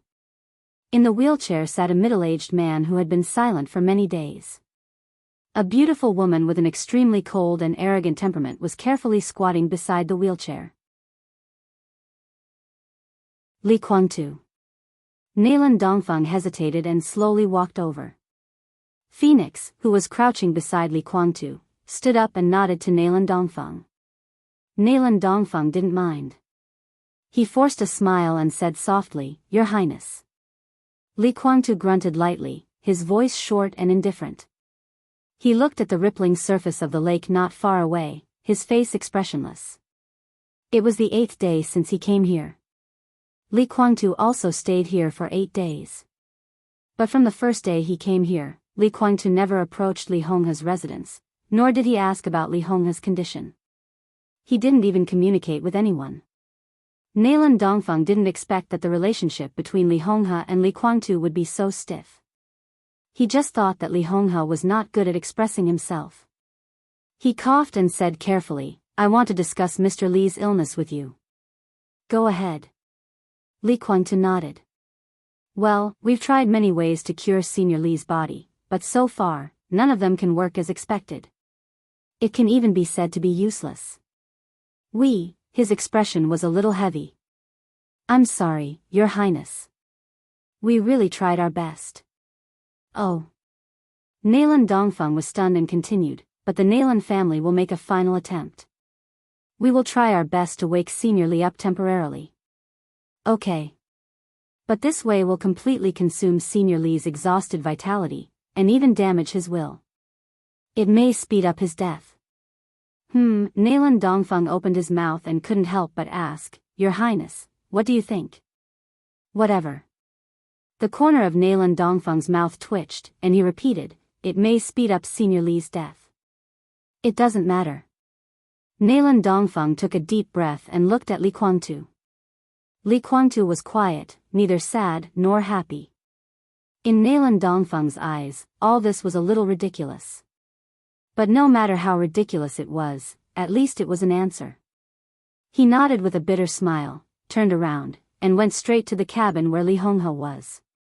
Li Guangtu sat quietly, motionless. Wisps of almost imperceptible sword chi were roaming around his body. He looked at the lake not far away, and his eyes became calmer. The purgatory of Heaven Capital had appeared in the dark world for more than 3 years. But deity rarely took action. So until today, no one still understood the real unique skill of the purgatory of Heaven Capital, the immortality seal. Even Li Honghe didn't know much about this unique skill that was separated from the 24 moves of sword. Li Guangtu struggled to survive when he was infinitely close to death. He started from scratch when his foundation was completely ruined, and finally stepped into the peak of the invincible realm again. He broke through the peak of the invincible realm in Eastern Europe. All this depended on the immortality seal. This unique skill might not be as fierce as the pure 24 moves of sword, nor as extreme as the 6 paths of reincarnation. But in terms of reshaping the foundation, it was truly the #1 martial arts in the dark world. He returned from Eastern Europe with serious injuries, and then went to Lindman. When he felt the first sword energy in his body, this chapter is not over. Please turn the page. Li Guangtu's heart completely settled down. He firmly believed that he could recover. What he needed now was time. Thus, he spent all his time silently recovering from his injuries. "Your Highness." Phoenix stood behind Li Guangtu and gently massaged his shoulders. She said softly, go and see Senior Li. These days, Senior Li has been in poor health. This time. I'm afraid, she hesitated and didn't say anything. You've brought this upon yourself. Li Kuangtu shook his head, and his tone was indifferent to the extreme. The sword energy jumped slightly on his body. He closed his eyes and whispered, look at that cemetery. That cemetery was now the most conspicuous enemy of Lonely Mountain. Thousands of tombstones looked dead and desolate under the gloomy sky. About 1/3 of the tombstones in that cemetery are fake. Li Kuangtu said slowly, but 2/3 of the tombstones are real. They are the blood of the Li family over the years. Among these people, no one's realm is lower than the peak of the fire-flaming realm. These are the backbone of the Li family in those days. Li Kuangtu said indifferently, if he hadn't been overcautious and kept the so-called friendship with the Wang family of Beihai, the Li family doesn't have to pay these prices. Everyone thinks that the decline of the Li family is my fault. In fact, the fault started with him.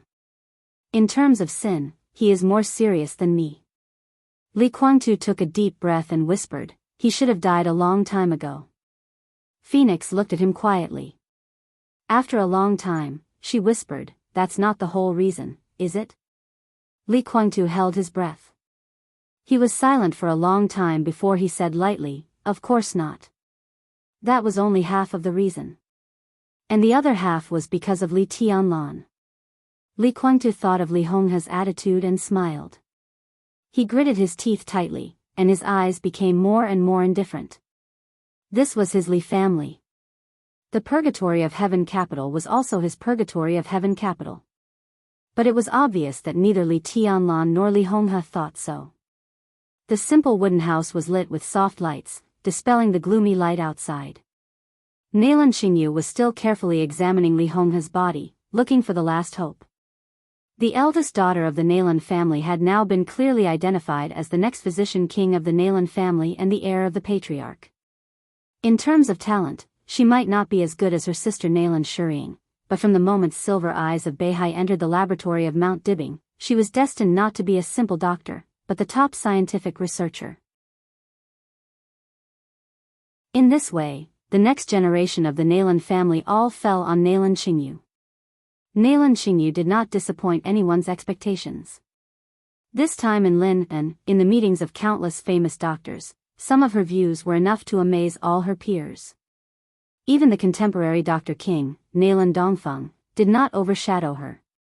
At the most pessimistic time, the plan that could temporarily wake Li Honghe up was put forward by her. But in the case where there was still hope, she still made the last effort. But in many cases, efforts couldn't change anything. The wind and rain in Lin and were getting heavier. Nailan Xingyu, who had been busy, gradually straightened up. Looking at Li Honghe lying on the bed, she was lost in thought. How is it? Li Tianlan's voice sounded behind her. He was sitting on a chair against the wall. His eyes were bloodshot, but his body was still straight, and the lines of his face looked extremely cold and hard. Nailan Xingyu turned around and looked at Li Tianlan. There was an apologetic look in those eyes that were more and more stunning. Li Tianlan seemed to know the answer. An answer that could no longer be regarded as a surprise. He nodded silently and fell silent. In the sound of footsteps, Nailan Dongfeng's figure stepped into the room. Li Tianlan turned his head and glanced at him, expressionless. Your Highness. Nailan Dongfeng shouted helplessly. He really didn't like to play the role of this stunning beauty. But this matter was too sensitive. It seemed that only the result given by his identity was the most authoritative. Speak. Li Tianlan said calmly. Nailan Dongfeng's heart sank. This tone suddenly reminded him of Li Kuangtu. Could Li Tianlan be so Buddhist? I'm sorry about Senior Li's current situation, but there's nothing we can do. Carefully, Nailan Dongfeng watched Li Tianlan's expression and said softly. Li Tianlan nodded slowly and said faintly, I'll find someone to send you down the mountain. He paused for a moment, then said emotionlessly, You've worked hard. Nailan Dongfeng was stunned, as if he didn't expect Li Tianlan to be so straightforward. Then he smiled bitterly, Well, although we can't make Senior Li recover, we can make him wake up temporarily. Li Tianlan raised his eyebrows. What's the consequence? Nalan Dongfeng hesitated and said softly, this will speed up Senior Li's death. But it's not a problem with the medicine we used, but Senior Li's current body can't support him to wake up for a long time. At most, about an hour. Li Tianlan's heart suddenly fell to the bottom. An hour. This also meant that in this life, he only had an hour to spend with his grandfather. Scenes of the past emerged in his mind. Li Tianlan clenched his teeth and controlled his emotions. His body trembled a little. What if I don't wake him up? He took several deep breaths, but his voice still fluctuated violently. One day. Nalan Dongfeng was silent for a while and then said dryly, one day at most, and I personally think it's better to let Senior Li wake up than to let him sleep for a day. One day, Li Tianlan murmured to himself. In the sight of Nalan Dongfeng and his daughter, Li Tianlan, who had been sitting straight, seemed to be weak in an instant. His sitting posture was still standard, but his spirit instantly slipped to the bottom. This chapter is not over, please turn the page. Nalan Dongfeng hesitated and couldn't help but say, Your Highness, if you let Senior Li wake up, you have to make a decision as soon as possible. Now, time is of the essence. Li Tianlan was silent for a long time. 5 minutes, 10 minutes, half an hour. Li Tianlan said nothing. Nalan Dongfeng gritted his teeth, glanced at his daughter, and said in a deep voice, Let Senior Li wake up. Li Tianlan still didn't speak. Nalan Xingyu looked at her father in surprise, hesitated, and finally called, Your Highness? Li Tianlan took a deep breath and nodded slowly. Without hesitation, Nalan Xingyu took out a syringe filled with red liquid from the toolbox beside her, and silently injected the liquid into Li Honghe's arm.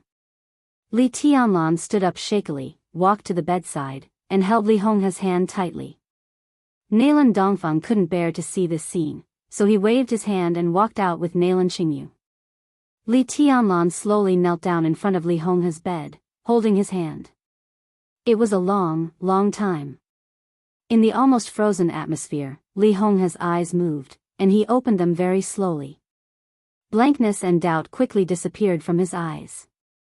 He saw Li Tianlan. Grandpa. Li Tianlan called softly. His voice was very light and calm, but it sounded a little pitiful. Li Honghe's eyes lit up. The corners of his mouth rose, and he laughed softly. Li Tianlan, who had been holding back, couldn't help it anymore. His expression began to twitch from the corners of his mouth, and his face was completely distorted. Tears fell in an instant. Grandpa. He called again in an extremely hoarse voice. It was hoarse, empty, and heart-wrenching. No one liked to cry, because it didn't look good. But at this moment, Li Tianlan, who had held on for too long, was really a little fragile and helpless. Grandpa. His body trembled, and he lowered his head, heartbroken. Li Honghe was still laughing. His last vitality supported him, making him look more and more energetic. Don't cry. The old and relaxed palm patted the back of Li Tianlan's hand, and Li Honghe's voice was extremely stable. This day will come sooner or later. He said with a smile and was extremely open-minded, It's not too early or too late for me to leave now. At least I can see the future of the Li family. Li Tianlan raised his head, wiped his tears and snot randomly, took a deep breath, and said in a trembling voice, Grandpa, Li Guangtu is also here.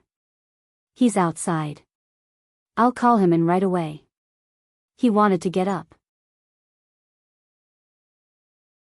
But Li Honghe held his palm. He looked at Li Tianlan with a smile, his eyes kind and gentle, revealing satisfaction and pride. Don't call him. Li Honghe shook his head and sat up. Let's go out for a walk. Grandpa. Li Honghe's expression changed, and he subconsciously reached out to help him. I'm fine. Li Honghe waved his hand, and his movement was extremely powerful. I'm in good condition now. He pushed Li Tianlan's hand away, got out of bed, put on his shoes, and said with a smile, many people will have this state before they die. It's called the final radiance of the setting sun. Today I know that it's true. He stood up straight, stretched, and said with a smile, "It feels good." His last vitality slowly disappeared, and his eyes became dimmer and deeper, but the majestic sword intent still supported his body. He stood in front of Li Tianlan, tidied his clothes for him, and asked, "Who else is here?" "Old Master Dongsheng is here," Li Tianlan said. Dongsheng Hongguang was the most important one. As for the other giants, they would not appear at this time. Cold light, Li Honghe smiled and said, "It's pretty good. Let's go and meet an old friend with me." Li Tianlan nodded. "Pay attention to your image." Li Honghe wiped Li Tianlan's face and smiled with relief. "You are also a highness now." Li Tianlan forced a smile. A tiny flame flickered on him for a moment. All the tear stains were completely evaporated. However, his eyes were still bloodshot and red.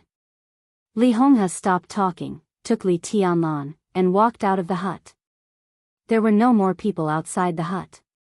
Doctors from all over the country, the elites of the Li family, Zhou Yuanshan, Dongqing Hongguang, Qin Weibai, everyone saw Li Honghe.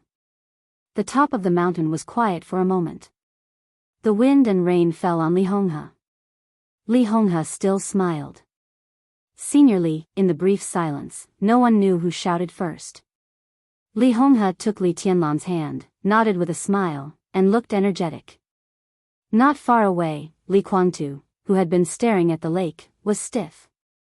Finally, he slowly turned his wheelchair and looked at Li Honghe, who was smiling, with a complicated look in his eyes. Li Honghe also saw him.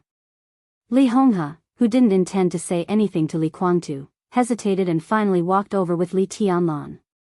Phoenix took 2 steps back and bowed slightly to Li Honghe. Li Guangtu didn't move, watching his father getting closer and closer. Li Honghe stopped. The two of them were less than 5 meters apart, looking at each other quietly, separated by the autumn rain. Li Honghe was still smiling. The two, who used to be kind and filial but eventually turned against each other, looked at each other for a long time. Li Honghe finally broke the silence with a smile. He looked at Li Guangtu and said with a faint smile, "I'm leaving." Between father and son. In the face of life and death. Looking at his father, Li Guangtu nodded expressionlessly and said the last words to Li Honghe in his life. "Goodbye." Li Honghe said faintly, took Li Tianlan, and turned to leave. End of this chapter. Bookmark for easier reading.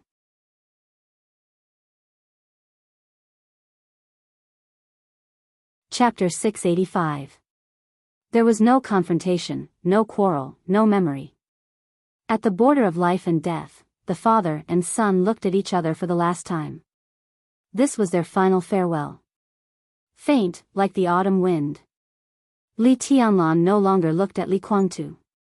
He held Li Honghe and walked aside. The hazy rain seemed to cut every inch of space in Lonely Mountain. Li Guangtu sat in the wheelchair and looked at Li Honghe's back motionlessly. The father and son, who had parted ways many years ago due to differing ideologies, had quarreled countless times over the years, until today. Farewell. The old man was about to enter heaven. And he had long since entered hell. Were there any grudges between them? Li Guangtu did not know. None of this mattered anymore. He looked at Li Honghe's back. The figure, who had been extremely tall and resolute in his life, had become as thin as a stick, stooped and weak. Li Guangtu's eyes flickered, and his eyes were full of the past.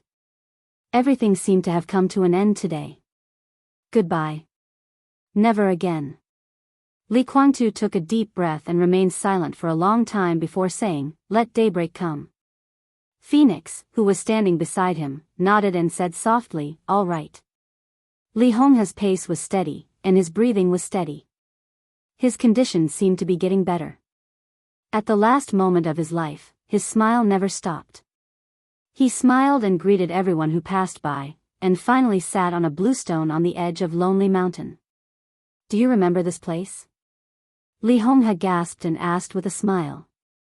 Li Tianlan stood beside Li Honghe and nodded silently. Wang Tianzong and Gu Xingyan once joined forces to attack Lonely Mountain. Compared with 3 years ago, Lonely Mountain was actually not the same mountain, but it was the same place after all. The newly built Lonely Mountain still retained this huge bluestone, which was one of the few things that did not turn into powder under Wang Tianzong's sword energy.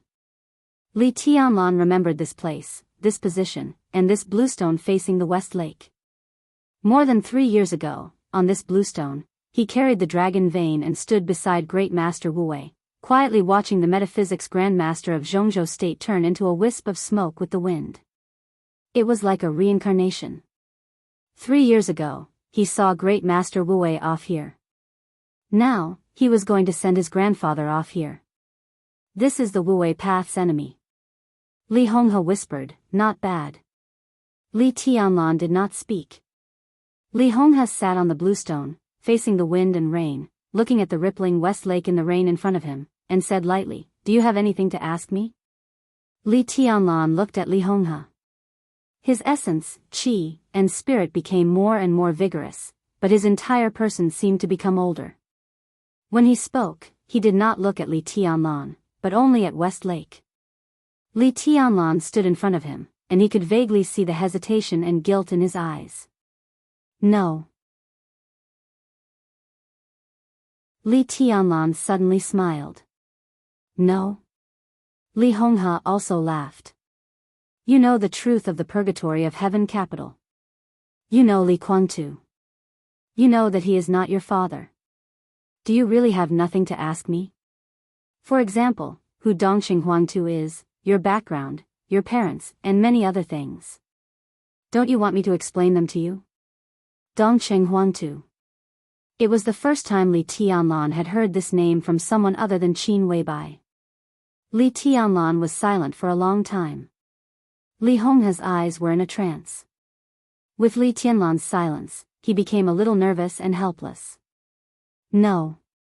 Li Tianlan finally shook his head, very calmly, very slowly, and very resolutely. Why not? Li Honghe looked at Li Tianlan, his eyes fluctuating. Is none of this important to you? It's very important. Li Tianlan looked at the old man with a smile and whispered, but it's not as important as you. He didn't know how much of the past that the Li family could not let go of was hidden in his background. It might be difficult to talk about it, or it might be involuntary, or something else. These were all important. But more importantly, Li Tianlan felt Li Honghe's guilt, nervousness, and uneasiness. Li Tianlan suddenly didn't want to know the so-called truth, at least not now. In Li Honghe's last time, he just wanted him to go with peace of mind. The most important thing is that you are my grandfather. Li Tianlan whispered, that's enough. Li Honghe's eyes fluctuated violently. He opened his mouth, but for a moment, he couldn't say anything. Grandpa, you don't owe me anything. Li Tianlan also sat down on the bluestone and looked into the distance. Maybe I owed you at the beginning, but over the years, you've already made up for what should be made up for. The Li family doesn't owe me anything. You and the Li family have given me everything you can, which is worthy of what I've suffered. He looked into Li Honghe's eyes and whispered, so if you really want to leave today, please rest assured that the Li family will have me in the future. No matter what, you are my grandfather, the best grandfather. So when you get up there, take a good look. The Li family I've given you, the best Li family. Li Honghe held Li Tianlan's hand tightly. This chapter is not over. Please turn the page. His arm trembled slightly because of the effort. Looking at Li Tianlan, he opened his mouth several times, but finally smiled, nodded, and said, okay. Tell me what happened to you in Beihai. Li Honghe whispered, I want to hear it. Li Tianlan was silent for a moment and shook his head. There's nothing to say. I've done what I should do, and I've got what I should get. He paused, thought of the bleak sword light, and muttered to himself, I've lost what I should lose. He raised his palm, and the sword light bloomed quietly. The 13th floor appeared beside Li Tianlan. Famous swords appeared in Li Honghe's eyes one after another, all of which he was most familiar with. Autumn water, colored glass, star dome, amber, except for the broken world and tide, all the famous swords of the Wang family of Beihai were in the 13th floor at this time. There were only 3 famous swords that really belonged to the sword formation of the 13th floor. Xianyuan sword, aquamarine sword, and twilight sword. The 3 delicate small swords rotated slightly around Li Tianlan, dexterous and docile. Li Honghe watched this scene quietly and whispered, "Heh. Human Emperor." He shook his head. This incredible sword formation has never been seen before. Li Tianlan narrowed his eyes and looked at Xianyuan's sword. Is it really the human emperor? Yes and no. Li Honghe shook his head. It can be regarded as the human emperor, or not. But it has nothing to do with the human emperor of the Wang family of Beihai, at least not now. Such a sword formation, such a sword. Li Honghe was silent for a moment and whispered, this can no longer be regarded as simple swordsmanship and martial arts. The combination of the peak sword intent, the strongest fate, the perfect materials, the strong killing intent, and countless conditions leads to such a sword formation. It has life, thoughts, and emotions. He looked at Li Tianlan and sighed. You left the other swords in Beihai. I think you discovered the secret of this sword formation. So you want to use those swords to absorb the fate of the Wang family of Beihai? Li Tianlan did not answer. Li Honghe seemed to want to say something more, but in the end, he did not. He turned his head and looked around. Not far away, Qin Weibai, who was dressed in plain clothes but still looked like a beautiful scenery, stood there and looked at Li Tianlan tenderly. Li Honghe suddenly smiled and waved at Qin Weibai. Qin Weibai hesitated and walked over slowly. She looked at Li Honghe with calm eyes. Thank you. Li Honghe looked at the most incredible woman he had ever seen. He smiled and thanked her. If there were no Samsara palace, maybe Li Tianlan would still be silently enduring, waiting for the opportunity to develop. For 10 years, 20 years, or even his whole life, he would aim to restore the glory of the Li family. But now it was completely different. He could see Li Tianlan's future and the Li family's future. He could leave with peace of mind. This "thank you" was from the bottom of his heart. Qin Weibai shook her head and said calmly, I don't deserve it. Li Honghe took a deep look at Qin Weibai and shook his head. It's the same. At least it's the same for me. Qin Weibai suddenly looked up at Li Honghe, seeming a little surprised. I have a question. Li Honghe suddenly said, I'm just curious. I have no other thoughts. Before I leave, I just want to figure out whether you killed a man named Huawu more than 3 years ago. Li Tianlan raised his eyebrows. At this time, the person Li Honghe cared about couldn't be a simple person. So in the next second, he and Qin Weibai asked together, who is Huawu? Li Honghe froze for a moment and looked at Qin Weibai. Qin Weibai was a little confused.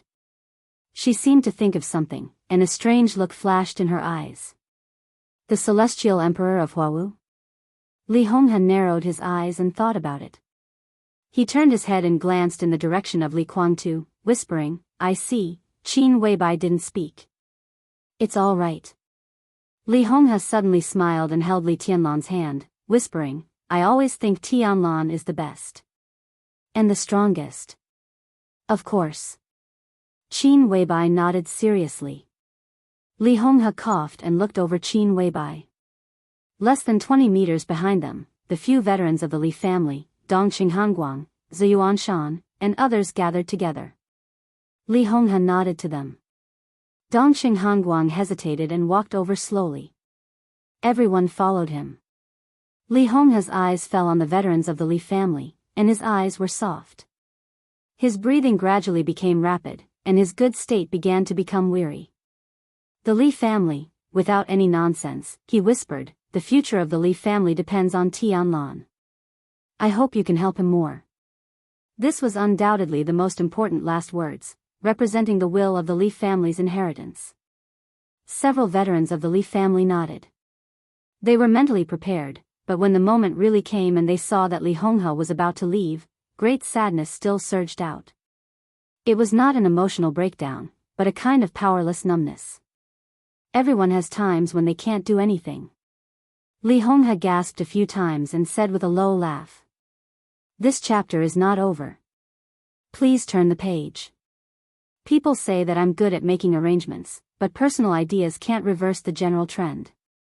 I've done a lot of wrong things in my life, but I have to do a lot of things even though I know they're wrong. He grasped Li Tianlan's palm tightly. Over the years, the Li family has not been safe, and there are crises everywhere. The collapse of the Li family was so sudden that I had no time to prepare a way out. So when the Li family collapsed, I could only take you with me. Over the years, you have proved your loyalty to the Li family. You are the greatest pride of the Li family, and the most feared power of the enemy. But, there are too many, really too many. The scale of more than 1,000 people, a large number of high-end combat forces. There is no way for us to survive if we all gather together. So you've all seen what I've done. People die every year. Some people really die, and some people leave Zhongzhou state in the name of death. This is the predecessor of the Purgatory of Heaven capital. I actually didn't want to establish the Purgatory of Heaven capital, or I didn't find a suitable helmsman for the Purgatory of Heaven capital. Li Guangtu was too ambitious and his character was too extreme. He was not the most suitable candidate. No, he was not even a qualified candidate. But at that time, he was the only choice. I knew at that time that once he and the Purgatory of Heaven capital grew up, there would definitely be today's situation, but I had no choice. Many of you have joined the Purgatory of Heaven capital. They are all your old friends and Tianlan's elders. If I still have time, in the next few years, my biggest goal is to take the Purgatory of Heaven capital back from Li Guangtu and give it to Tianlan. Li Guangtu's eyes gradually lost focus, and everything in his sight began to distort and become blurred. What a pity, there was regret in his voice. I have time to make arrangements, but I don't have time to take it all back. The establishment of the Purgatory of Heaven capital can barely be said to preserve the core strength of the Li family. So, I beg you to carry out my last order. In any case, don't let the Purgatory of Heaven capital fall into the hands of Li Guangtu. The future of the Li family belongs to Tianlan, and only Tianlan. Li Honghe smiled bitterly. I can't do anything, so, please. Senior Li, don't worry. A veteran of the Li family stood up and said in a deep voice, we will do our best to help young master, and at the same time contact those old guys in the Purgatory of Heaven capital. Li Honghe grunted, turned his head with difficulty, and looked at Dongqing Hongguang. He wanted to say something, but there was really no time. He looked at Dongqing Hongguang and smiled helplessly. I'm sorry. He tried to breathe, feeling that the flame in his body was burning his internal organs. His vitality was burned away, leaving only a tenacious will. Dongqing Hongguang shook his head and whispered, don't talk about this between you and me. Tianlan is very good.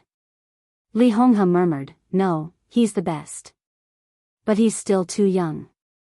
After I leave, keep an eye on him and take care of him for me. Don't worry. Dongqing Hongguang said in a deep voice, the Dongqing clan will do its best to support Tianlan. Okay. Li Honghe muttered to himself, okay. He grabbed Li Tianlan's palm hard and whispered, Tianlan. Li Tianlan grunted and sat on the bluestone, but he didn't look at Li Honghe. Li Honghe reluctantly pointed in the direction of Dongqing Hongguang. His voice was weak, but he used all his strength. Call me Grandpa. Li Tianlan's body shook violently. Dongqing Hongguang suddenly looked up. Li Honghe's last vitality supported him tenaciously, and he repeated, call me Grandpa. At this moment, Li Tianlan suddenly panicked. Looking at everyone's eyes, he subconsciously glanced at Qin Weibai. Qin Weibai grabbed Li Tianlan's other palm, looked at Dongqing Hongguang, and whispered with a smile, Grandpa. Dongqing Hongguang froze for a moment, and so did everyone else. Ah. Okay. Dongxing Hongguang looked at Qin Weibai and responded in a panic. Li Tianlan's body was a little stiff. "Call me Grandpa." Li Honghe insisted and repeated almost stubbornly. "Grandpa." "Grandpa." Li Tianlan took a deep breath, looked at Dongxing Hongguang, and called him in a very dry voice. "Good, good, good children, all good children." Dongxing Hongguang looked at Li Tianlan and then at Qin Weibai, extremely excited, and his voice trembled. Li Honghe's voice stopped. His sight had become dark, but he still looked in the direction of Dongxing Hongguang. "I won't let you down." He whispered and held Li Tianlan's palm tightly. It was still raining. A gust of autumn wind blew over Lonely Mountain, extremely soft. The last trace of sword intent bloomed on the bluestone. Li Honghe's figure began to break. Flesh, skin, and the whole body. The autumn wind blew over. His old figure was completely blown away. Li Tianlan's palm was slightly lighter. Li Honghe's body disappeared. Completely dissipated. Sorrowful cries rang out on Lonely Mountain. Li Tianlan didn't move. He sat quietly on the bluestone, looking at the rippling lake in front of him, and remained silent for a long time. End of this chapter. Bookmark for easier reading.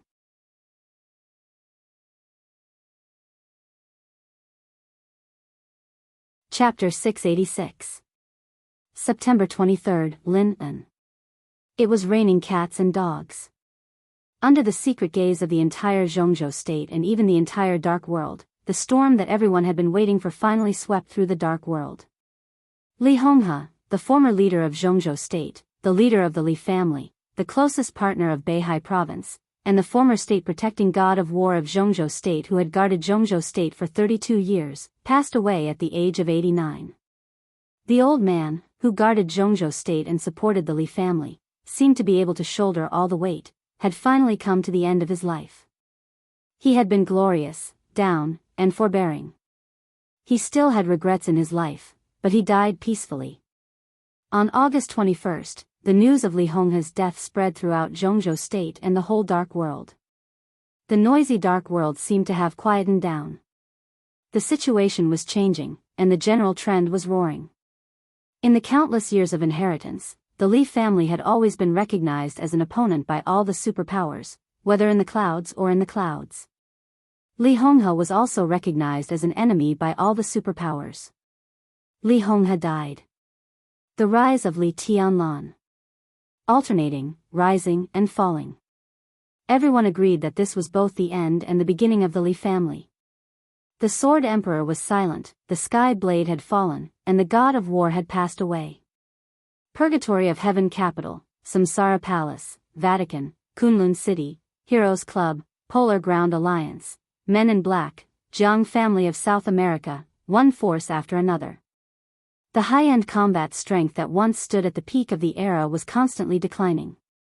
They were either on the verge of death or completely annihilated. The divine and holy lists, which represented the peak of the dark world, were mostly empty. Someone exited the stage. Similarly, someone had just entered the arena. Wei Kunlun of Mount Shu. The king of North Sea, Xiaoyao. Dijiang. New invincible realm experts began to appear one after another. The previous era was still stubbornly leaving a shadow under the sky, but the new era had clearly revealed its true appearance.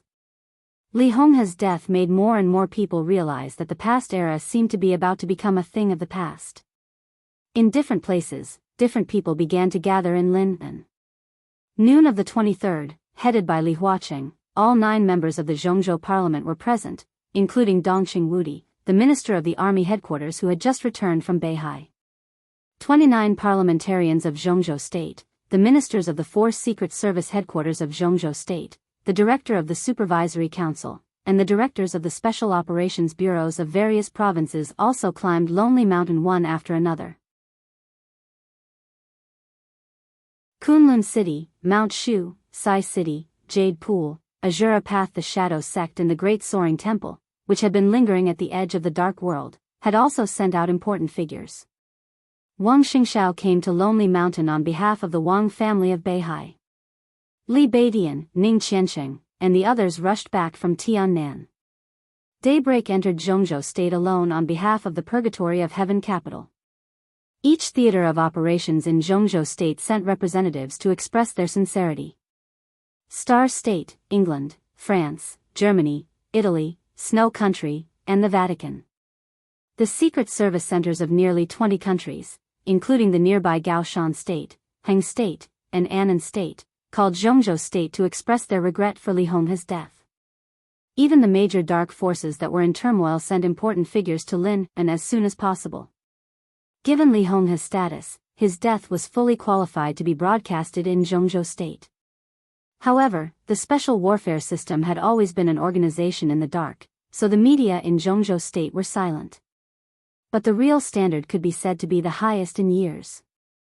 President Li Huaqing of Zhongzhou State personally delivered a eulogy, deeply cherishing Li Honghe's contributions to Zhongzhou State, clearly expressing Zhongzhou State's deep sorrow for losing Li Honghe. At the solemn funeral, under the heavy rain, countless people stood in the heavy rain. From beginning to end, no one left early. There was no farewell ceremony. Li Honghe's body turned into a wisp of breeze on Lonely Mountain with the sword in tent. The coffin prepared by Li Tianlan only contained some of Li Honghe's clothes. The coffin was buried at the highest point of the Li family's cemetery. From beginning to end, Li Guangtu did not attend this simple but extremely grand funeral. Only Li Tianlan. Only he was alone. He refused anyone's help. Carrying the coffin, burying the earth. Everyone looked at him, watching him busy all by himself in silence. That kind of sorrow was so calm, but it also carried a kind of unprecedented determination. Today, the Li family was really only left by himself. In the sense of inheritance, he was the last person of the Li family. But no one thought that such a Li family was down and out. If it were more than 3 years ago, the death of Li Honghe would also have such a scene today. But perhaps just after the funeral, Li Tianlan would also disappear. But now, the old era was over. Wei Kunlun, Wang Xiaoyao, Dijiang. The new invincible realm was growing. But under the sky of the new era, Li Tianlan, who had not yet entered the invincible realm, was more brilliant than anyone else.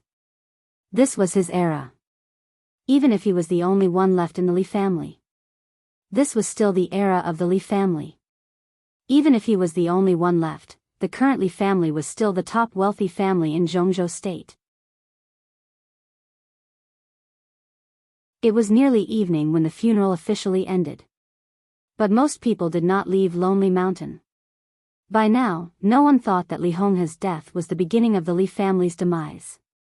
On the contrary, the Li family without Li Honghe was more threatening in others' hearts. Li Tianlan's growth was now almost unstoppable. After the end of the chaos in Eastern Europe, he penetrated the entire Beihai province in an almost invincible manner. The whole dark world had begun to take Li Tianlan's rise seriously. Li Honghe's death was a good opportunity for them to get in touch with Li Tianlan. No one intended to leave so easily. Some talked about cooperation, some tested Li Tianlan's attitude, and some even wanted to join the East Emperor Palace. Everyone had different ideas. In addition to Li Tianlan, there was another person on Lonely Mountain who was also the focus of attention. Li Guangtu. The Purgatory of Heaven capital. The Li family had been lurking for 20 years and constantly enriched the strength of the Purgatory of Heaven capital.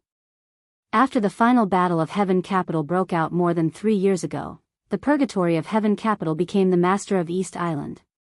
After more than 3 years of development, it could be regarded as a very stable superpower. Li Guangtu's identity was sensitive. After it was exposed, the situation of the Purgatory of Heaven capital was extremely delicate. Whether to stay in East Island or return to Zhongzhou State, any choice could bring great variables, and variables often meant benefits. So when many people pestered Li Tianlan, there were also some people who wanted to see Li Guangtu and know his attitude in the future. But so far, Li Guangtu had not shown up at all. Not only did he not show up, but the wooden house where he was had been completely blocked. The elites of the Zhongzhou State Shadow sect had quietly isolated the area where Li Guangtu was, blocking everyone from approaching. At this moment, in the gradually dimming sky, President Li Huaqing of Zhongzhou State was sitting opposite Li Guangtu. Beside Li Guangtu was the expressionless phoenix. And Daybreak with an indifferent expression. Beside Li Huaqing sat an old man with white hair and beard. And the representative of Kunlun City who came to Lonely Mountain. Gu Qianchuan. In the more than 20 years since the treason case, this was the first time that Li Guangtu had formally faced the high-level officials of Zhongzhou State. It was also the first time that he had formally faced Kunlun City. Gu Qianchuan. Li Guangtu. There was no doubt that Li Huaqing wanted to figure out the treason case. This was a face-to-face confrontation.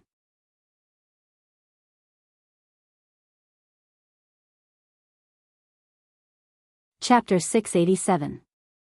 The atmosphere in the room was dull and depressing. The sky was getting darker and darker. The dim light shone in the shabby room. Everyone's expression seemed to be hidden in the darkness, which looked vague and weird. Phoenix, with a cold expression, poured a glass of water for Li Huaqing and the old man next to him. As for Gu Qianchuan, he was directly ignored. Gu Qianchuan did not respond. Sitting opposite Li Guangtu on behalf of Kunlun City, he lowered his head slightly, narrowed his eyes, and wandered quietly in every corner. "Thank you." Li Huaqing took the glass of water handed by Phoenix and said with a smile.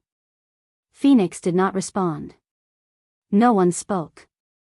The atmosphere in the narrow space became more and more depressing. Li Huaqing bowed his head and drank some water. He looked at Li Guangtu quietly and narrowed his eyes slightly. He was not familiar with Li Guangtu. More than 20 years ago, when Li Guangtu was at his peak, the academics were far less than what they were today. At that time, he was still the deputy speaker of Liaodong, competing with others for the position of governor. With his rank at that time, he could barely be regarded as a person in Li Guangtu's eyes, but that was all. The two had met several times on different occasions, and at most, they were acquaintances who nodded at each other. Therefore, in order to get in touch with Li Guangtu this time, Li Huaqing brought not only Gu Qianchuan but also a former director of Zhongzhou State. In silence, Li Huaqing turned his head slightly and looked at the old man next to him. The old man's surname was Yang, and his first name was Feng. Perhaps not many people in Zhongzhou State remembered this name now, but more than 20 years ago, he was an iron-fisted figure who was famous in Zhongzhou State. He was a former director of Zhongzhou State's parliament and the minister of supervision of Zhongzhou State at that time. Yang Feng's position at that time could be said to be the strongest supporter of the Southeast Group. Before entering the center of Zhongzhou State, he was the speaker of Jiangxia.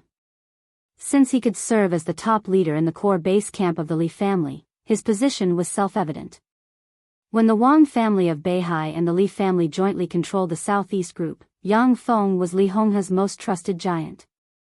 Therefore, after the treason case broke out, even though he knew there was something fishy, Yang Feng still advocated a thorough investigation, supported Li Honghe and the Li family, and even broke with the backbone of the Wang family of Beihai in the Southeast Group. With the collapse of the Li family, there were many senior officials like Yang Feng, but there was only one ending. Purge. With the shuffling of the cards again and again, the vast majority of high-ranking officials who were once loyal to the Li family left the stage of power. As a director magnate of the central state, Yang Feng didn't have a good ending, but his early retirement wasn't too bad. Too many things had been covered up by the victor's propaganda over and over again. Yang Feng, this tough and iron-fisted figure, gradually disappeared from the memory of many people. It wasn't until Li Hong had died and the Li family rose that Yang Feng, who had been living the rest of his life in Yuzhou, was invited by Li Huaqing. Yang Feng felt Li Huaqing's gaze and frowned slightly. He hesitated and was just about to speak, when Li Guangtu took the initiative to speak, breaking the oppressive silence. His gaze swept Li Huaqing, and then fell on Yang Feng. He nodded and said in a calm tone, "Uncle Yang, long time no see.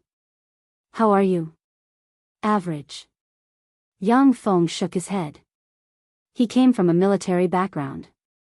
Even in his old age, his sitting posture was still ramrod straight. Coupled with his unyielding way of life, most of the time, he exuded a cold aura from the inside out. But at this moment, although he was as cold as before, he had an unconcealable haggardness and looked extremely helpless. No one could specifically explain how much of a blow Li Honghe's death had dealt to young Feng. The two had been friends for many years, and it was a true lifelong friendship.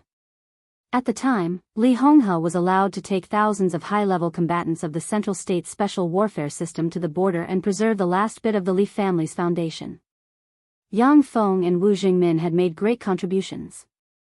Even though he retired early, he used his influence to create a relatively good situation for the Li family. Every time Li Honghe left the camp at the border, he would definitely go to Yuzhou to see Yang Feng. Ordinary people couldn't understand this kind of friendship. When the news of Li Honghe's death spread throughout the Central State, Yang Feng seemed to have aged in an instant. Even now, he still had a low fever. It was only because of Li Guangtu that he had to come. I've been very quiet these years. No one has disturbed me, so I've cultivated my mind. Yang Feng held the cup and drank water. His arms were trembling in the dark. A former director of the Central State had been undisturbed after his retirement. This was not a good thing at all. It could only show that he had been excluded from the upper circle by those in power. Li Huaqing coughed, feeling a little embarrassed. It's the Li family who let you down. Li Guangtu said softly. His eyes were sincere and full of guilt. No matter how extreme his character was, he would respect and feel guilty for the old man who had given everything to the Li family. He and I both let you down. This, he referred to Li Honghe. Yang Feng looked at Li Guangtu with a complicated look in his eyes. What happened back then? In the past 2 decades, the case of treason had been the most sensitive event. Some information required a very high level of authority. The information of the case of treason had now been classified as confidential files. If one wanted to read it, one needed at least the authority of a general in the military or the special warfare system. Yang Feng was a director of the Central State at that time, so there was no problem with his authority. But the important thing was that even if he turned over the information, it still could not explain too many problems. The case of treason broke out too quickly and too violently, like a frenzied thunderstorm. After the thunderclap, the whole Central State had been turned upside down. In less than 6 hours, nearly 100,000 elites of the Central State were almost wiped out. Invincible realm experts were seriously injured, their murderous weapons were broken, and countless thunder-shocking realm experts were killed. Blood flowed like a river. Until today, except for those involved, no one knew the tragic truth. No one knew how tragic the truth was buried in the countless bones and blood. Back then? Li Guangtu thought for a moment, then shook his head and smiled. It doesn't matter. What's the point of mentioning it now? Of course it's meaningful. Li Huaqing said with a smile. He looked at Li Guangtu with sincere and gentle eyes. In fact, Zhongzhou State has never investigated the case of treason. Even now, it's not settled. At most, it can only be regarded as putting aside the dispute. The Li family has been the pillar of the country for hundreds of years. Personally, I believe in the Li family's loyalty to Zhongzhou State. Even after the case of treason, Senior Li's actions over the years have proved this. So if there's something hidden in the case of treason, you can tell me. I promise in the name of the president of Zhongzhou State that Zhongzhou State will investigate it thoroughly and find out the truth. Tut tut, Li Guangtu shook his head with a smile and looked at Li Huaqing. His attitude was neither arrogant nor low-key, just plain. And then? Li Huaqing was slightly stunned. This simple rhetorical question contained too many meanings at this time. He thought for a moment and said calmly, if there's something hidden in the case of treason, when we find out the truth, we'll give everyone an explanation. His words were very neutral. Even from a personal standpoint, he was willing to believe in the loyalty of the Li family, but his current identity was still the president of Zhongzhou State. Li Guangtu did not speak. Li Huaqing knocked on the table in front of him and said calmly, if it turns out that you didn't commit treason, the Parliament of Zhongzhou State is willing to apologize to the Li family and you. We welcome you back to Zhongzhou State. Li Guangtu raised his eyebrows. Is this the attitude of the Parliament? For the time being, this is just my attitude. Li Huaqing said calmly. Quangtu, at least we have to figure out what happened that year, so that we can discuss a suitable solution. Yang Feng took a deep breath and said calmly in a gentle tone. Li Quangtu was silent for a moment, nodded, and said flatly, "Ask him." He glanced at Gu Qianchuan, who had been lowering his head, and said with a faint smile, "Why? There's money on the ground to pick up. You're even reluctant to raise your head? I know you. You participated in the siege against me, but your strength was not so good at that time. Oh, I'm sorry, your strength is not so good now." Gu Qianchuan suddenly raised his head and stared at Li Quangtu. Li Quangtu narrowed his eyes, and his expression was cold and almost feminine. Gu Qianchuan gritted his teeth, sneered, and did not speak. "Qianchuan, you were also one of the people involved in that year. Why don't you tell me about the situation at that time?" Li Huaqing said calmly. "I can't remember many details because it's been too long." Gu Qianchuan took a deep breath and said expressionlessly, "Tell me about it." Li Huaqing looked at Gu Qianchuan, and his tone was vaguely tough. Gu Qianchuan took a deep breath and said coldly, "More than 20 years ago, shortly after Li Quangtu was the commander of the Border Control Corps, he publicly made radical remarks about the border war at a corps meeting. Led by Annan State, several countries in Southeast Asia expressed their dissatisfaction. When the situation was chaotic, the Border Control Corps decided to carry out a joint maneuver with the Southern Theater of Operations. Many martial arts forces and special warfare organizations of Zhongzhou State were invited. During the maneuver, the Border Control Corps crossed the border of Zhongzhou State and regarded part of the Annan State area as part of the battlefield. Gu Qianchuan paused and glanced at Li Quangtu. But when the maneuver was about to end, Kunlun City found traces of large-scale mobilization of the Annan Army. At the same time, we found that Major General Li Pingqing of the Border Control Corps was leaving the territory with the Great Wall Plan of the Border Control Corps. Kunlun City intercepted him at once and reported to Li Quangtu. Li Quangtu sent people to intercept him. At that time, Li Pingqing, who was only at the peak of the fire-flaming realm, led a small number of subordinates and broke through the blockade of several thunder-shocking realm experts belonging to the Li family. Gu Qianchuan sneered and continued, "Nearly an hour after the incident, Senior Colonel Hu Song, the Minister of the Information Department of the Border Control Corps, intercepted the communication signal at that time. At that time, we knew that Li Pingqing's defection was authorized by Li Quangtu. He used his authority to take away a lot of important data of the Great Wall Plan and gave it to Li Pingqing. The call records at that time are still kept in the archives of Zhongzhou State. The evidence is conclusive." Kunlun City thought that Li Quangtu was suspected of treason and reported it to the Parliament of Zhongzhou State immediately. But, as a result, Gu Qianchuan said no more. It was clear what the result was. The fiercest battle in Zhongzhou State in recent years broke out on the border. The Li family completely collapsed, and the turmoil continued to this day. Which member of the parliament gave the order? Li Quangtu looked at Gu Qianchuan and asked with a playful look. It was Vice President Chen Wanning. Gu Qianchuan gave the answer without hesitation. Yang Feng sighed. Li Quangtu smiled and said nothing. Chen Wanning, the vice president more than 20 years ago, had died of illness a few years ago. Unlike Yang Feng, even after retirement, Chen Wanning was still the top boss of the Southeast Group. Chen Wanning came from the Qin clan of Beihai. He had served as the deputy speaker of Wuyue, the governor, the speaker of Beihai province, and the vice president. He could be said to be the absolute hardcore of the Wang family of Beihai. There was no Kunlun City more than 20 years ago. The Gu clan did not even have a member of parliament. They could not set off such a big storm only by relying on Kunlun City without high-level power. It was the most reasonable thing for the high level of the Wang family of Beihai to intervene. The procedure is wrong in this matter. Yang Feng said lightly. He knew about this matter. Naturally, he also knew Chen Wanning's role in it.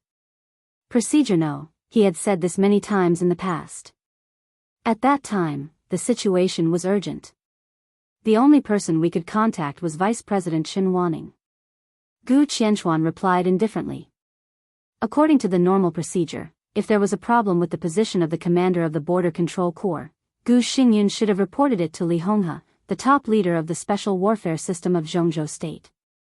Even if Li Honghe needed to avoid arousing suspicion, he could have reported the problem to Dongqing Hanguang, the then minister of the army headquarters, and reported it directly to Chen Wanning. The procedure was indeed wrong, or even outrageous. But compared with the treason case, this outrageous problem was nothing at all. Li Huaqing looked at Li Guangtu and said slowly, "Is Li Pingqing true?" He did not want to hear Li Pingqing's problem, but Li Guangtu's opinion. Li Pingqing once served as a major general of the Border Control Corps. When the treason case occurred, he finally died in the territory of Annan State. At that time, important information about the Great Wall Plan of Zhongzhou State was found on him. The Great Wall Plan was a weapon defense system used by Zhongzhou State to this day. After several updates, its performance became more and more stable. It could be regarded as one of the core secrets of Zhongzhou State. At that time, Li Guangtu authorized to get the Great Wall Plan and had a call record with Li Pingqing. All these were recorded in the file. There was no doubt about it. Because of this, Li Guangtu's treason case quickly came to a conclusion when it caused a great sensation. When it happened, I didn't have any practice with Li Pingqing. Li Guangtu said lightly. Li Huaqing pondered and looked at Li Guangtu. Hu Song, the then minister of the Ministry of Information, intercepted my call signal with Li Pingqing. "Where is Hu Song?" Li Guangtu suddenly asked. "Dead," Yang Feng said lightly. He glanced at Gu Qianchuan and said calmly, "After the treason case, Hu Song was promoted to Major General of Zhongzhou State in the same year and transferred to the Ministry of National Defense. The next year, he died in a car accident." Li Guangtu sneered and said nothing. "This doesn't mean anything," Li Huaqing said slowly. "It really doesn't mean anything." Li Guangtu nodded and said, "But I'm not familiar with Li Pingqing. With his age and military rank, he didn't even have an important task in the Li family.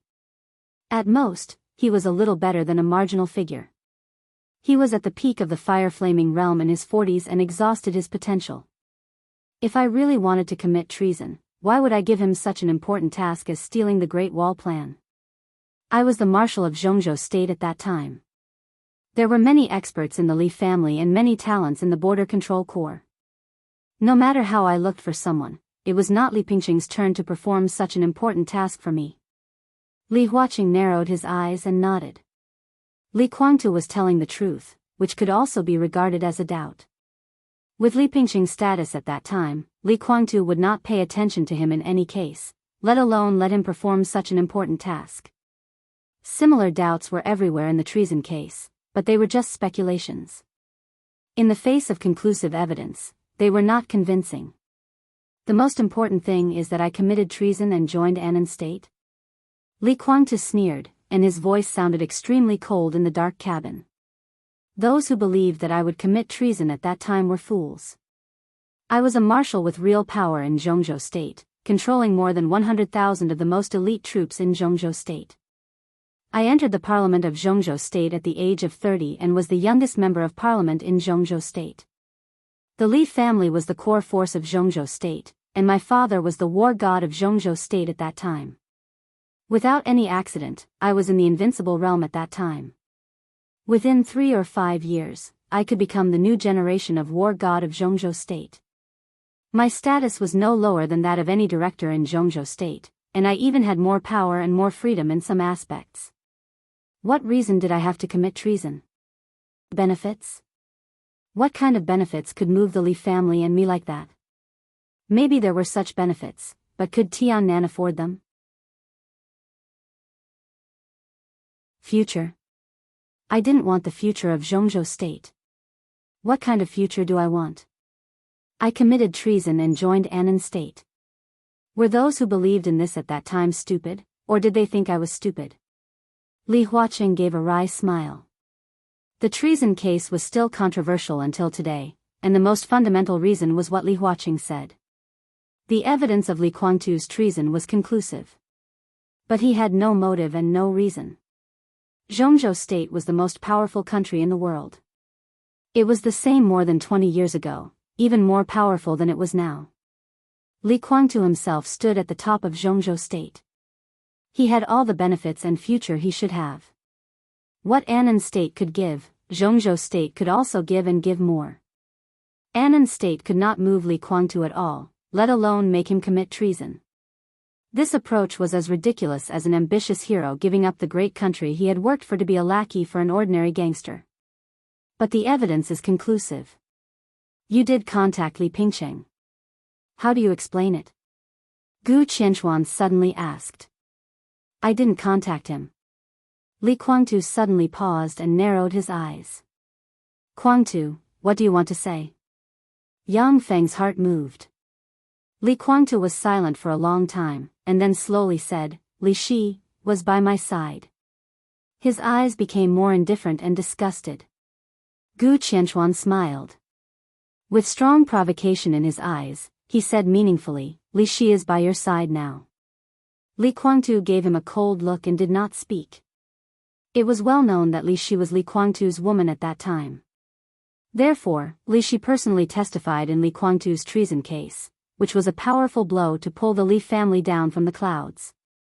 And now, Li Shi became the wife of the governor of Kunlun City, but she betrayed Kunlun City and once again stood by Li Guangtu's side.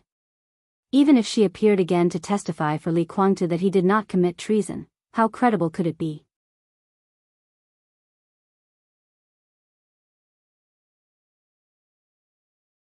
Chapter 688. Everyone knew the meaning of Gu Qianchuan's words. To some extent, the treason case was not complicated, but it was unsolvable. The Major General of the Border Control Corps and the Minister of Information Department of the Corps were two key figures. But the key figures were dead. As for Li Guangtu, he was the person concerned and could only represent his own position. The other people who participated in the treason case were also people who benefited from it. The Wang family of Beihai would certainly not disclose the truth of the treason case. Summer Solstice united with Kunlun City, and Kunlun City contributed a lot. But after the incident broke out, the high-level pressure was all operated by the Wang family of Beihai. No matter how many causes there were, at least in this matter alone, the Wang family of Beihai was not glorious. If they disclosed the truth, it was impossible. As for Kunlun City, it was even more impossible. If Li Guangtu had not been exposed, the massacre of more than 100,000 troops of the Border Control Corps would have been blamed on Kunlun City. This was a real disaster. In this way, Li Shi became extremely critical. Everyone understood Gu Qianchuan's meaning. Everyone also understood Li Guangtu's meaning. At that time, Li Guangtu did not guard against Li Shi. She was by Li Guangtu's side. When the incident happened, if Li Guangtu contacted Li Pingcheng, it could only be done by Li Shi, and she received orders from Kunlun City. This was Li Guangtu's subtext. As for the Minister of Information Department, he was mostly from Kunlun City or the Wang family of Beihai, so that he could forge Li Guangtu's authority and get in touch with the Great Wall plan. This was actually not important. After all, Li Pingcheng and the Minister of Information Department had been dead for many years. Any evidence had been wiped out. Now the only key figure was Li Shi. Li Shi stood by Li Guangtu's side. At the end of the treason case, she personally admitted that Li Guangtu had committed treason. No matter how the outside world really felt about her, it was not an exaggeration to say that her approach was righteous to put family before righteousness. She had already testified once. Later, she joined Kunlun City and became the wife of the governor. If she told the truth in this capacity and proved that Li Guangtu did not commit treason, Zhongzhou State could accept it and launch an investigation. But now Li Shi stood by Li Guangtu in the chaos of Eastern Europe. Under such circumstances, what was the point of her telling the so-called truth? The meaning of a witness had long become untrustworthy with her constant wavering. Even if Li Shi told the truth now, Kunlun City could easily say that Li Shi was slandering them. Now Li Shi could not be regarded as evidence. Li Shi was not the evidence, which meant that there was no evidence in the case of treason. If this kind of problem were to be solved by arguing, there wouldn't be any results even if they talked for 100 years. Li Guangtu narrowed his eyes and looked at Gu Qianchuan. Fearless? He suddenly asked. For Zhongzhou State. Gu Qianchuan was indifferent. Li Guangtu smiled and didn't say much. After all, Gu Qianchuan's account of the treason case was too general. Although everything that happened that year was not perfect, it was an extremely sophisticated scheme. Some details were suspicious everywhere. Li Shi could no longer be regarded as evidence now. However, Li Guangtu was the person involved. How could it be possible that he didn't know anything? If he told them everything he knew, Kunlun City would definitely be in trouble. However, Kunlun City was full of troubles, which was not what Li Guangtu wanted. It was not even attractive to him at all. It doesn't matter what the truth is. Li Guangtu said lightly, more than 20 years ago, I had a clear conscience about Zhongzhou State. Li Guangtu slowly sat up straight, looked into his eyes, and said in a deep voice, what about more than 20 years later? Today, more than 20 years later, Zhongzhou State feels guilty about me. It doesn't matter. But I will take back what used to belong to me. Li Guangtu's voice was calm. He was telling the truth. Perhaps many people cared about the truth of that year, but as the person involved, he didn't care about it the most. The so-called innocence seemed ridiculous at their level. Treason or any other crime was good. In the final analysis, it was actually a failure. The treason case was just a conspiracy of Kunlun City and the Wang family of Beihai. He lost, so he had to leave Zhongzhou State with the crime. It had nothing to do with right or wrong, loyalty or treachery. Only success or failure determined everything. That was all. Therefore, Li Guangtu didn't care about the so-called truth. He only cared about gains and losses. In the room that fell silent again, he turned his head and looked out of the window. The night had completely fallen. Outside the room, there was still a faint noise. Li Guangtu didn't need to look to know that at this moment, many people were surrounding Li Tianlan with money, resources, and power, trying to help Li Tianlan plan the future of the Li family. The Li family that belonged to Li Tianlan. Li Guangtu's eyes were a little cold. Compared with Kunlun City, Li Tianlan was the biggest problem that he needed to consider first. When he met Li Huaqing today, he didn't intend to figure out the so-called truth from the beginning. But in the more than 20 years of losing contact with Zhongzhou State, it had always been Kunlun City and the Wang family of Beihai guiding the direction of the treason case. Li Guangtu met Li Huaqing today to provide Zhongzhou State with a new perspective, a perspective of the Li family to look at the treason case many years ago.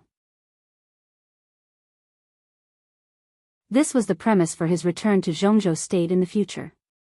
His injury could be healed, and the purgatory of heaven capital would not be divided. When his injury was healed and he returned to Zhongzhou State with the purgatory of heaven capital, what was Kunlun City? Li Guangtu didn't deny that he looked down on Kunlun City. He really looked down on it. How deep could a so-called martial arts force that had been bowing to the Li family have after more than 20 years of development? Kun looking up and down in Kunlun City, there was no one who could attract Li Guangtu's attention at all. In contrast, Li Tianlan was the one who made him feel threatened. To resist foreign aggression, one must first stabilize the internal situation. Li Guangtu would only attack Kunlun City when the internal problems were solved. Otherwise, even if he took out the so-called truth today and beat Kunlun City beyond redemption, it would be meaningless for him.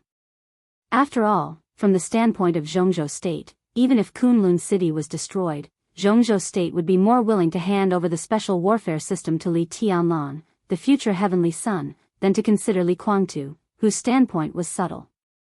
Li Guangtu dared to let Kunlun City continue to occupy the special warfare system of Zhongzhou State, but he dared not let Li Tianlan sit in that position. So as long as he met Li Huaqing today and let Li Huaqing give him a vague attitude, this meeting would be perfect. And his requirements were not high at all. Li Guangtu turned his eyes and looked at Li Huaqing, saying nothing. Now he was far more mature than Li Tianlan, so he knew better that when a superior faced grievances, the so-called revenge was not the most important thing. The important thing was profit. It was a complete failure for him to take down Kunlun City in a short period of time if he couldn't swallow it himself. Zhongzhou State will set up a task force to reinvestigate the treason case more than 20 years ago. The task force will be directly responsible to me. Personally, I am willing to believe in the loyalty of the Li family. Li Huaqing looked into Li Guangtu's eyes and said seriously. Gu Qianchuan frowned and looked a little pale. The establishment of the task force made him feel uncomfortable, but what made him more uncomfortable was that Li Huaqing had been emphasizing his personal opinion. Of course, I also have absolute trust in Kunlun City. Li Huaqing suddenly smiled and said, there is something strange about what happened that year. I will urge people to investigate. Maybe it is a misunderstanding. Misunderstanding? Li Guangtu smiled a little coldly. Li Huaqing waved his hand and said slowly, anyway, the Li family has done meritorious service to Zhongzhou State. If you are treated unfairly, Zhongzhou State will try its best to prove your innocence. Before this matter is investigated clearly, I will persuade the parliament not to take measures against you. During this time, you can rest assured to recuperate in Zhongzhou State. Don't worry.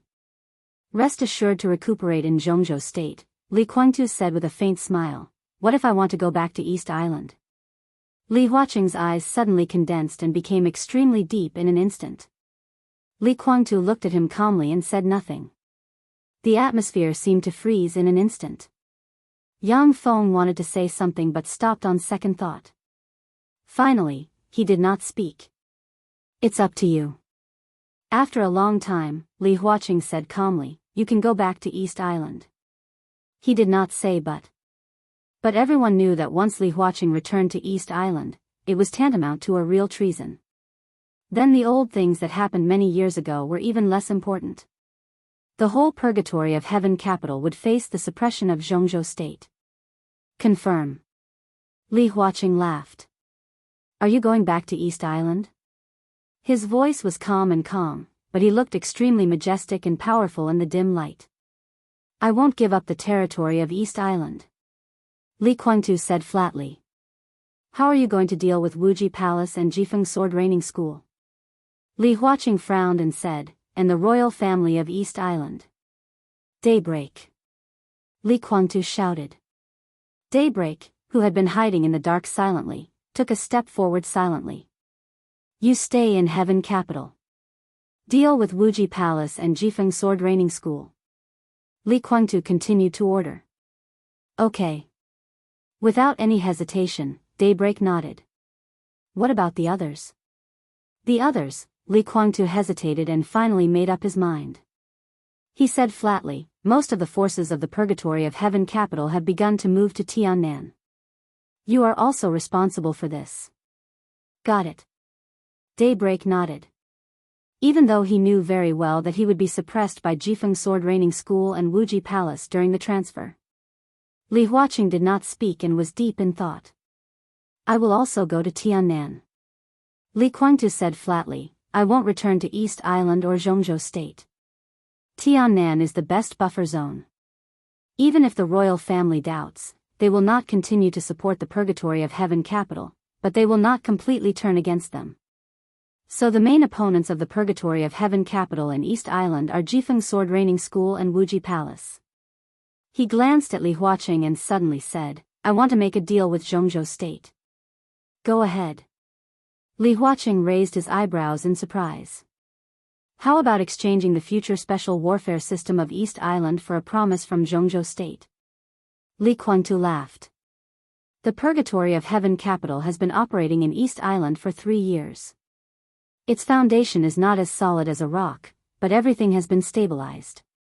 That is my foundation, and I can't give it up. When I return to Zhongzhou State in the future, the special warfare system of East Island will naturally belong to Zhongzhou State. A very subtle change appeared on Li Huaqing's face. East Island's position was extremely important. In international games, East Island was often the first ally that some international powers tried to rope in when they were fighting with Zhongzhou State. And although East Island's territory was small, it was ambitious. Especially in recent years, with the ups and downs of the situation in Zhongzhou State, East Island had exposed its ambition for the southern end of Beihai several times. Obviously, they dreamed of recovering their lost land and even wanted to invade Zhongzhou State again. Zhongzhou State had always wanted to control the special warfare system of East Island. If Li Guangtu was willing to return to Zhongzhou State, it would be a good opportunity. But now the Purgatory of Heaven capital, he shook his head and said softly, I don't think the Purgatory of Heaven capital has this ability now. Li Guangtu was seriously injured and could not fight in the next few years. Without Li Guangtu, the Purgatory of Heaven capital would not be able to fight. Without Li Guangtu, it would be hard for the Purgatory of Heaven capital to face the suppression of Jifeng Sword Raining School and Wuji Palace, especially the royal family. The Purgatory of Heaven capital temporarily retreated to Tiannan.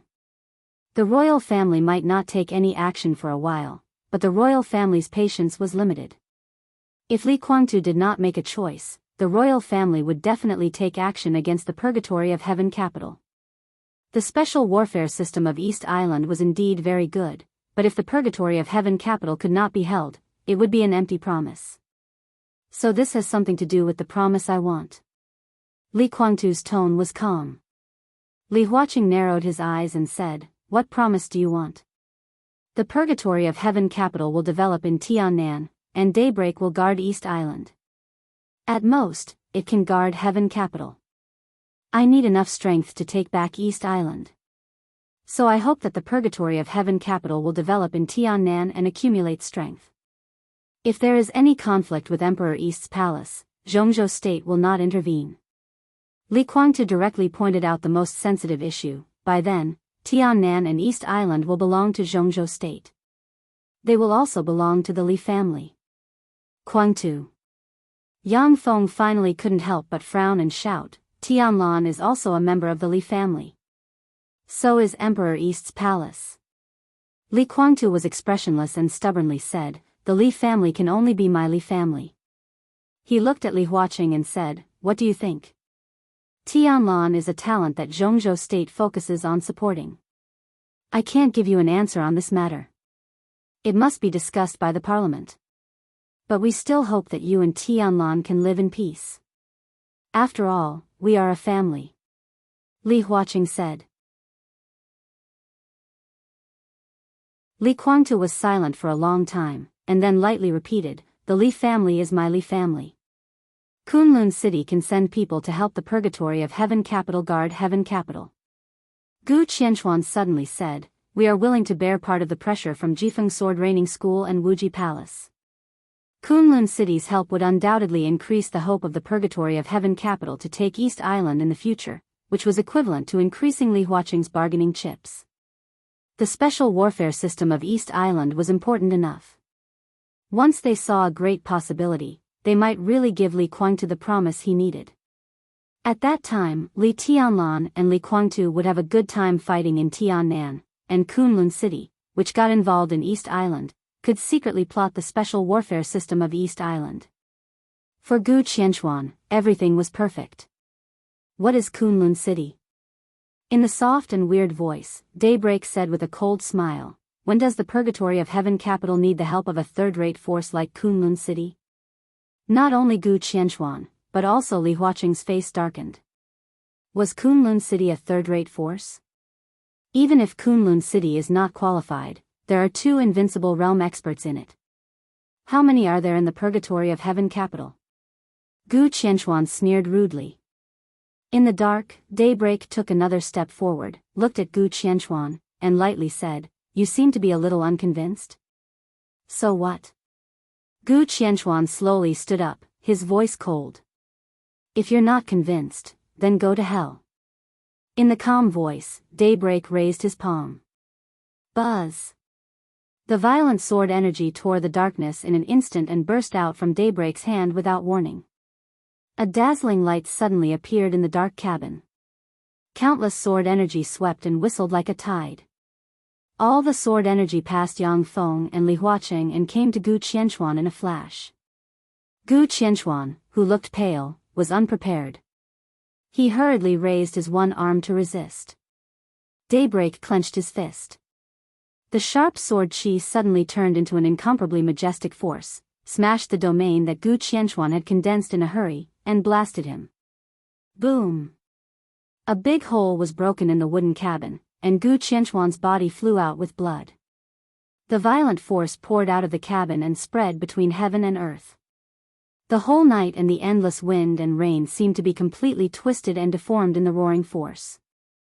Outside the cabin, Li Tianlan, who was entangled by the crowd, suddenly raised his head. In his sight, Gu Qianchuan, who was stained with blood, was smashed out like a cannonball. Intentionally or unintentionally, he fell exactly where Li Tianlan was. The wind whistled, and the momentum was heavy. The endless sword intent turned into a force surging wildly. This blow was the power of the invincible realm. He was the second invincible realm expert in the purgatory of Heaven Capital. Daybreak. The serious injury and the chaos in Eastern Europe did not make him lose his fighting spirit. Instead, it completely burned his potential. After the chaos, he directly rushed into the domain of the invincible realm with serious injuries. Although his realm was still somewhat unstable, it was still the strength of the invincible realm. Li Tianlan frowned and raised his palm. The wind was calm. But in an instant, everyone present was awestruck. At this moment, the whole world seemed to turn into a stream of sword energy with Li Tianlan's movements. It was dignified, complete, and natural. The vast sword energy rolled through everyone's bodies and once again blew Gu Qianchuan's body away. In the night sky, the mighty force was constantly obliterated along the way by the sword energy. The overall direction of the movement was the cabin with a hole. The constantly erupting force completely disappeared under the suppression of the sword intent. In the dark environment of the cabin, Daybreak suddenly took a few steps back. With a muffled groan, 2 streams of blood came out of his nostrils. Li Tianlan put down his palm, and his eyes were cold. In the cabin, Li Guangtu looked at Daybreak and asked attentively, "How is it?" Daybreak gave a wry smile and shook his head. Li Tianlan's voice sounded through the night, extremely cold. "This is the Li family's territory. Do you really think you can do whatever you want here when you enter the invincible realm? Do you think I haven't killed an invincible realm expert?" You're tuning into the Romantic Tales YouTube channel. Don't forget to subscribe and join us on this journey to catch the most captivating stories.